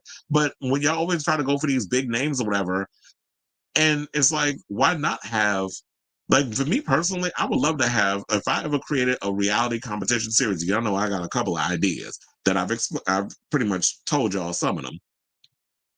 You would not mind having some alum sit beside me on the show because I'm confident enough in what I bring and who I am that I don't feel like I'm going to be upstaged by these other queens. So why wouldn't you want to have Monet Exchange sit up there? Why wouldn't you have as a guest judge Bianca Del Rio? Or if you have a performing challenge, like a choreography challenge, you bring out Alyssa Edwards, or you bring out the girls who do choreography, or when you have an acting challenge, you bring out a drag queen who has acting experience, who has been in a couple of movies that could come on and mentor the girls as well. Why not bring that up in there instead of having the same old, same old? Like I've said many a times, I've windmilled hard on this show since then. I don't mind T.S. Madison, and I saw T.S. Madison is going to be one of the guest judges on Canada's Drag Race. So she's going over to the Canadian border and is about to sit alongside Brooklyn and them. And she does regular Drag Race. But also, I've been wanting Laura Roach to get up there. What y'all feel like it's going to be too black having all of them up in there? But I'm like, look, Ross Matthews in the other one. Carson ain't been giving us what need to be given for years. It's time for them to sashay away. And I like them both, but I feel like they need to be edged out like that crazy ass Santino, who told me he's a Trump supporter, and I think only 30 people liked his comment. So he's clearly irrelevant at this point, even more irrelevant than Chachi and Hulk Hogan, who was out here windmilling hard for Donald Trump. So I'm at a point now where it's like, yeah, y'all need to kind of spice it up. And then recently I just heard Big Frida talking about she want to throw her hat in the ring. She said she would love to jump on the show and be a judge or even like a permanent judge or whatever. She said she's ready to be on the show. Look, she's a part of the World of Wonder family. Her reality show is doing relatively well. I know it's on Fuse, but the first season I know is on Wow Presents Plus, and I've caught a couple of episodes. It's actually pretty entertaining, and I always like Big Frida. I wasn't really into her music and stuff like that, but I became more familiar with her because of the reality TV stuff. So, as far as like what Monet says, but you know, I'm here for it. I would love for her to be a part of the franchise, but or any franchise if Rue doesn't want to have her on there. Maybe it'll work for Down Under because you know, Michelle had Sasha Colby and a whole bunch of other queens come out and be as a guest, a guest on there. And all the other drag races have had people, who have judged or become permanent judges. So it'd be cute or whatever if y'all could get T.S. Madison. Well, she is kind of permanent, but rotates. But if you get Laura Roach up in there, I feel like that's a perfect fit than he was on Legendary. And also you get Big Frida up in there and call it a day. Michelle ain't going no damn where. That's Rue's Ace Boon Coon. So she ain't going nowhere. But in regards of, so in the meantime, look, she's pretty busy. She got her podcast. She got a web chat show, a variety talk show. She got Monet's Slumber Party. She's putting out music. She's doing stand-up comedy shows. You know, she does sibling rivalry with Bob the Drag Queen. So she's been doing all the things that she loves to do, which is talking comedy and music. And the things that are pretty much keeping her paid and booked and busy, she'll keep doing. But in the meantime, it's like, yeah, I agree with her. It's like, why continue to go through the ringer of Drag Race? You've proven yourself at this point, and you have such a major career from it, and you're able to do the things you love. But if the door happens to be open, like the library, when they do the reading challenges, it's like, yeah, let Monet come on there and let her be a judge, permanent or not. So I say all this to say, what do y'all think of this story? Would you be here for Monet to be a part of, the judging panel of Drag Race? So like, come on, either permanent or just like a guest star every now and again, where she could just come in and out. Like I said many times, I feel like they need to bring some of the alum back so that way they can get up there and give a little, whatever, because no one knows that experience except the people who are actually on the other side of that, who have gone through the ringer and have judged and can come on and basically give a little advice. So whatever your thoughts are, let me know in the comments down below. Well, I also forgot to mention, because I don't know if y'all watching Dragula, but I got some Dragula tea. And I meant to bring this up recently, but I was like, I didn't know where I was going to fit in it because I thought I was going to sound like I didn't know what the hell I was talking about. So y'all know that Majesty quit the show, right? So she was saying it was because of her mental health, and she didn't know it was so much stuff that was going on in her life at the time. And so the intel, it's funny how me and Maddie Rance, because we got the same source. So this is how we know the tea. So apparently what had happened was the reason why Majesty quit the show and they came up with this whole cockamamie story about her mental health. Actually, remember Desiree Dick, who got eliminated a week before? She threw out her makeup. So that's the reason why she was doing some sabotage behind the scenes and was messing with Majesty. So that's why Majesty is not on the show. So ain't got nothing. So maybe it's a little thrown up in with the mental health and stuff, but there was some behind the scenes shady shenanigans going on too, where you had queens doing things to other queens. So that was the tea I heard, and I ain't gonna tell you where I heard it from or who I heard it from, and the possibility that somebody I know is gonna actually be on next season's Dragula, and they're trying to get them on there. So I'll be knowing this stuff, and my intel don't never be wrong. So, but it was weird because when I was sitting on this information for a while, and then what had happened was, and shout out to the Boulay brothers, because I remember one time I posted something, they liked my comment. So I know they be watching on TikTok. So there was something, I don't remember, there was something that damn, I forgot my train of thought. It'll come back to me. But anyway, let me go to these comments. I think that'd be that you know what, I feel like maybe what it is with social media, that social media, these kids are so much exposed to sex. Like you can put all these little guardrails excuse me, on things, but they find ways to look at it and see it. Quiet as it's kept, there be underage children on fucking Grindr. So you got to be careful with that too. Which I be gagging about that. I'm like, child, you don't need to be on here. I understand y'all horny, you want to get your cheeks clapped, but wait till you have age, because nobody, no grown ass person. Well, I say I'm not going to jail for nobody. You said they need to stay in their place.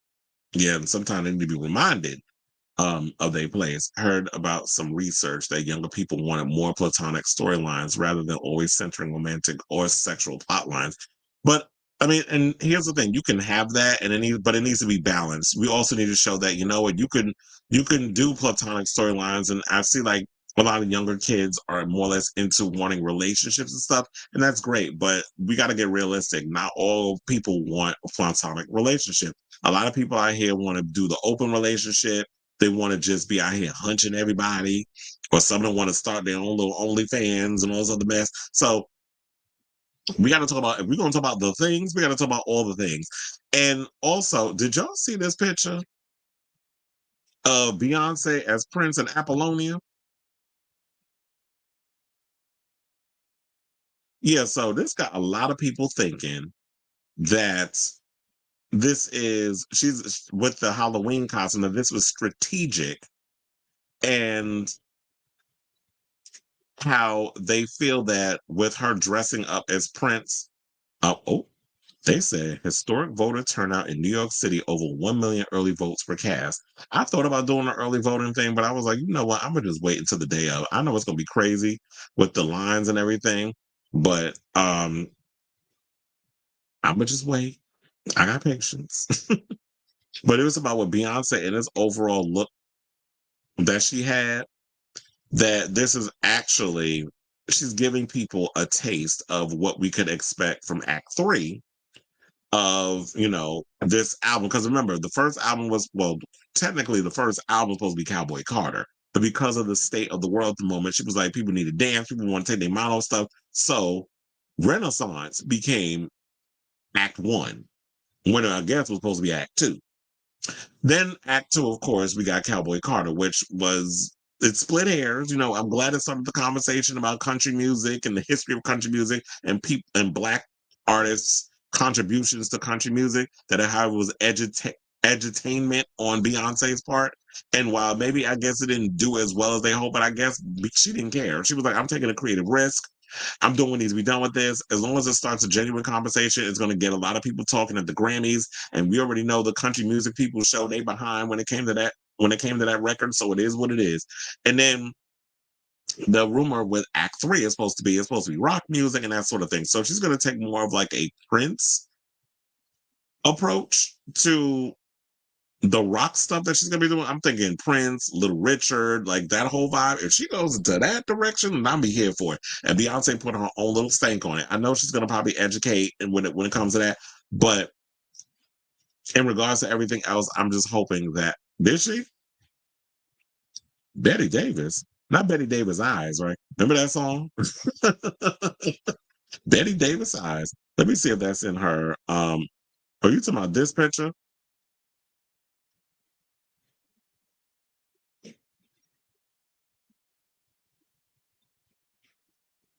Yeah, she said, Betty Davis in my bones. She that's giving well, I was like, do I need to do, wait, why am I not familiar with this Betty Davis situation? Maybe I need to look into that. So I do like this look. Yeah, I do feel like she is giving clues. And they said never beating the Act 3 rock allegations.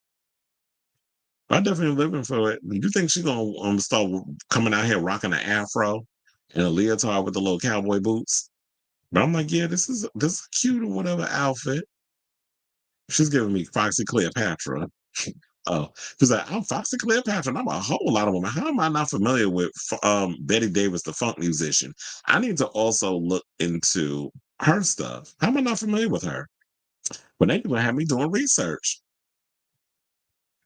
So yeah, I do feel like it's gonna be a lot of that Parliament funkadelic type of vibe. Because when we think of rock, it's like, yeah, we should probably be thinking about that is the vibe. But I'm really hoping that that is the direction that she's going to go into, and that's more of the vibe that she's going to give, because we've seen Beyonce give kind of like that funky rock vibe before. Remember she did that song for Work It Out with Pharrell? I was like, maybe if she did like do you think that she could possibly do like a whole funk rock type of vibe with Pharrell? That would work. Because Pharrell's still out here doing his thing musically sometimes. But I know he's busy with Louis Vuitton. So there's that. But anyway, so we are at the end of the show. Thank you all for tuning in to this episode of Chris Avalon Unfiltered. I want to thank everybody for tuning in to today's show. I'm going to be busy tomorrow because I have to work, but I will be back on Tuesday for election day. So I'm going to put a show together and we'll sit up here and we'll, it'll be a way to distract from the stressfulness of this upcoming election, which is in 2 days. And I know a lot of people are excited for it. I can't wait for this mess to be over and Trump to just sashay away, in the words of RuPaul. He said she was a great guitarist with a raspy voice. They Say I'm Different is a wonderful album. Well, thank you for the recommendation. Baby give a sapphic stud tease. You better leave her a lesbian behind alone. He's saying sapphic stud. That's a nice ring to it. Shout out to all the sapphic studs out there. But anyway, so yeah, if you have not already, please hit that like button and that subscribe button. Also, smash that notification button so that way you know when we go live with a brand new episode of Chris Avalon Unfiltered. I want to thank everybody that's been tuning in today. I was trying to keep my composure, but I saw them numbers was going up throughout this episode today. So I was like, let me concentrate on the show. And then I need to figure out how to upload my damn theme song back in the thing. Cause I'm like, what the hell happened? I literally lost my opening theme song when I downloaded something into the computer and that was not there anymore. So now I gotta find it. I gotta upload it back and all that good stuff. So yeah, if you have not already, like I said, please hit that like button and that subscribe button. It definitely helps with the algorithm. I want to thank everybody that tuned in. I love you all for watching. And until next time, ciao, darlings.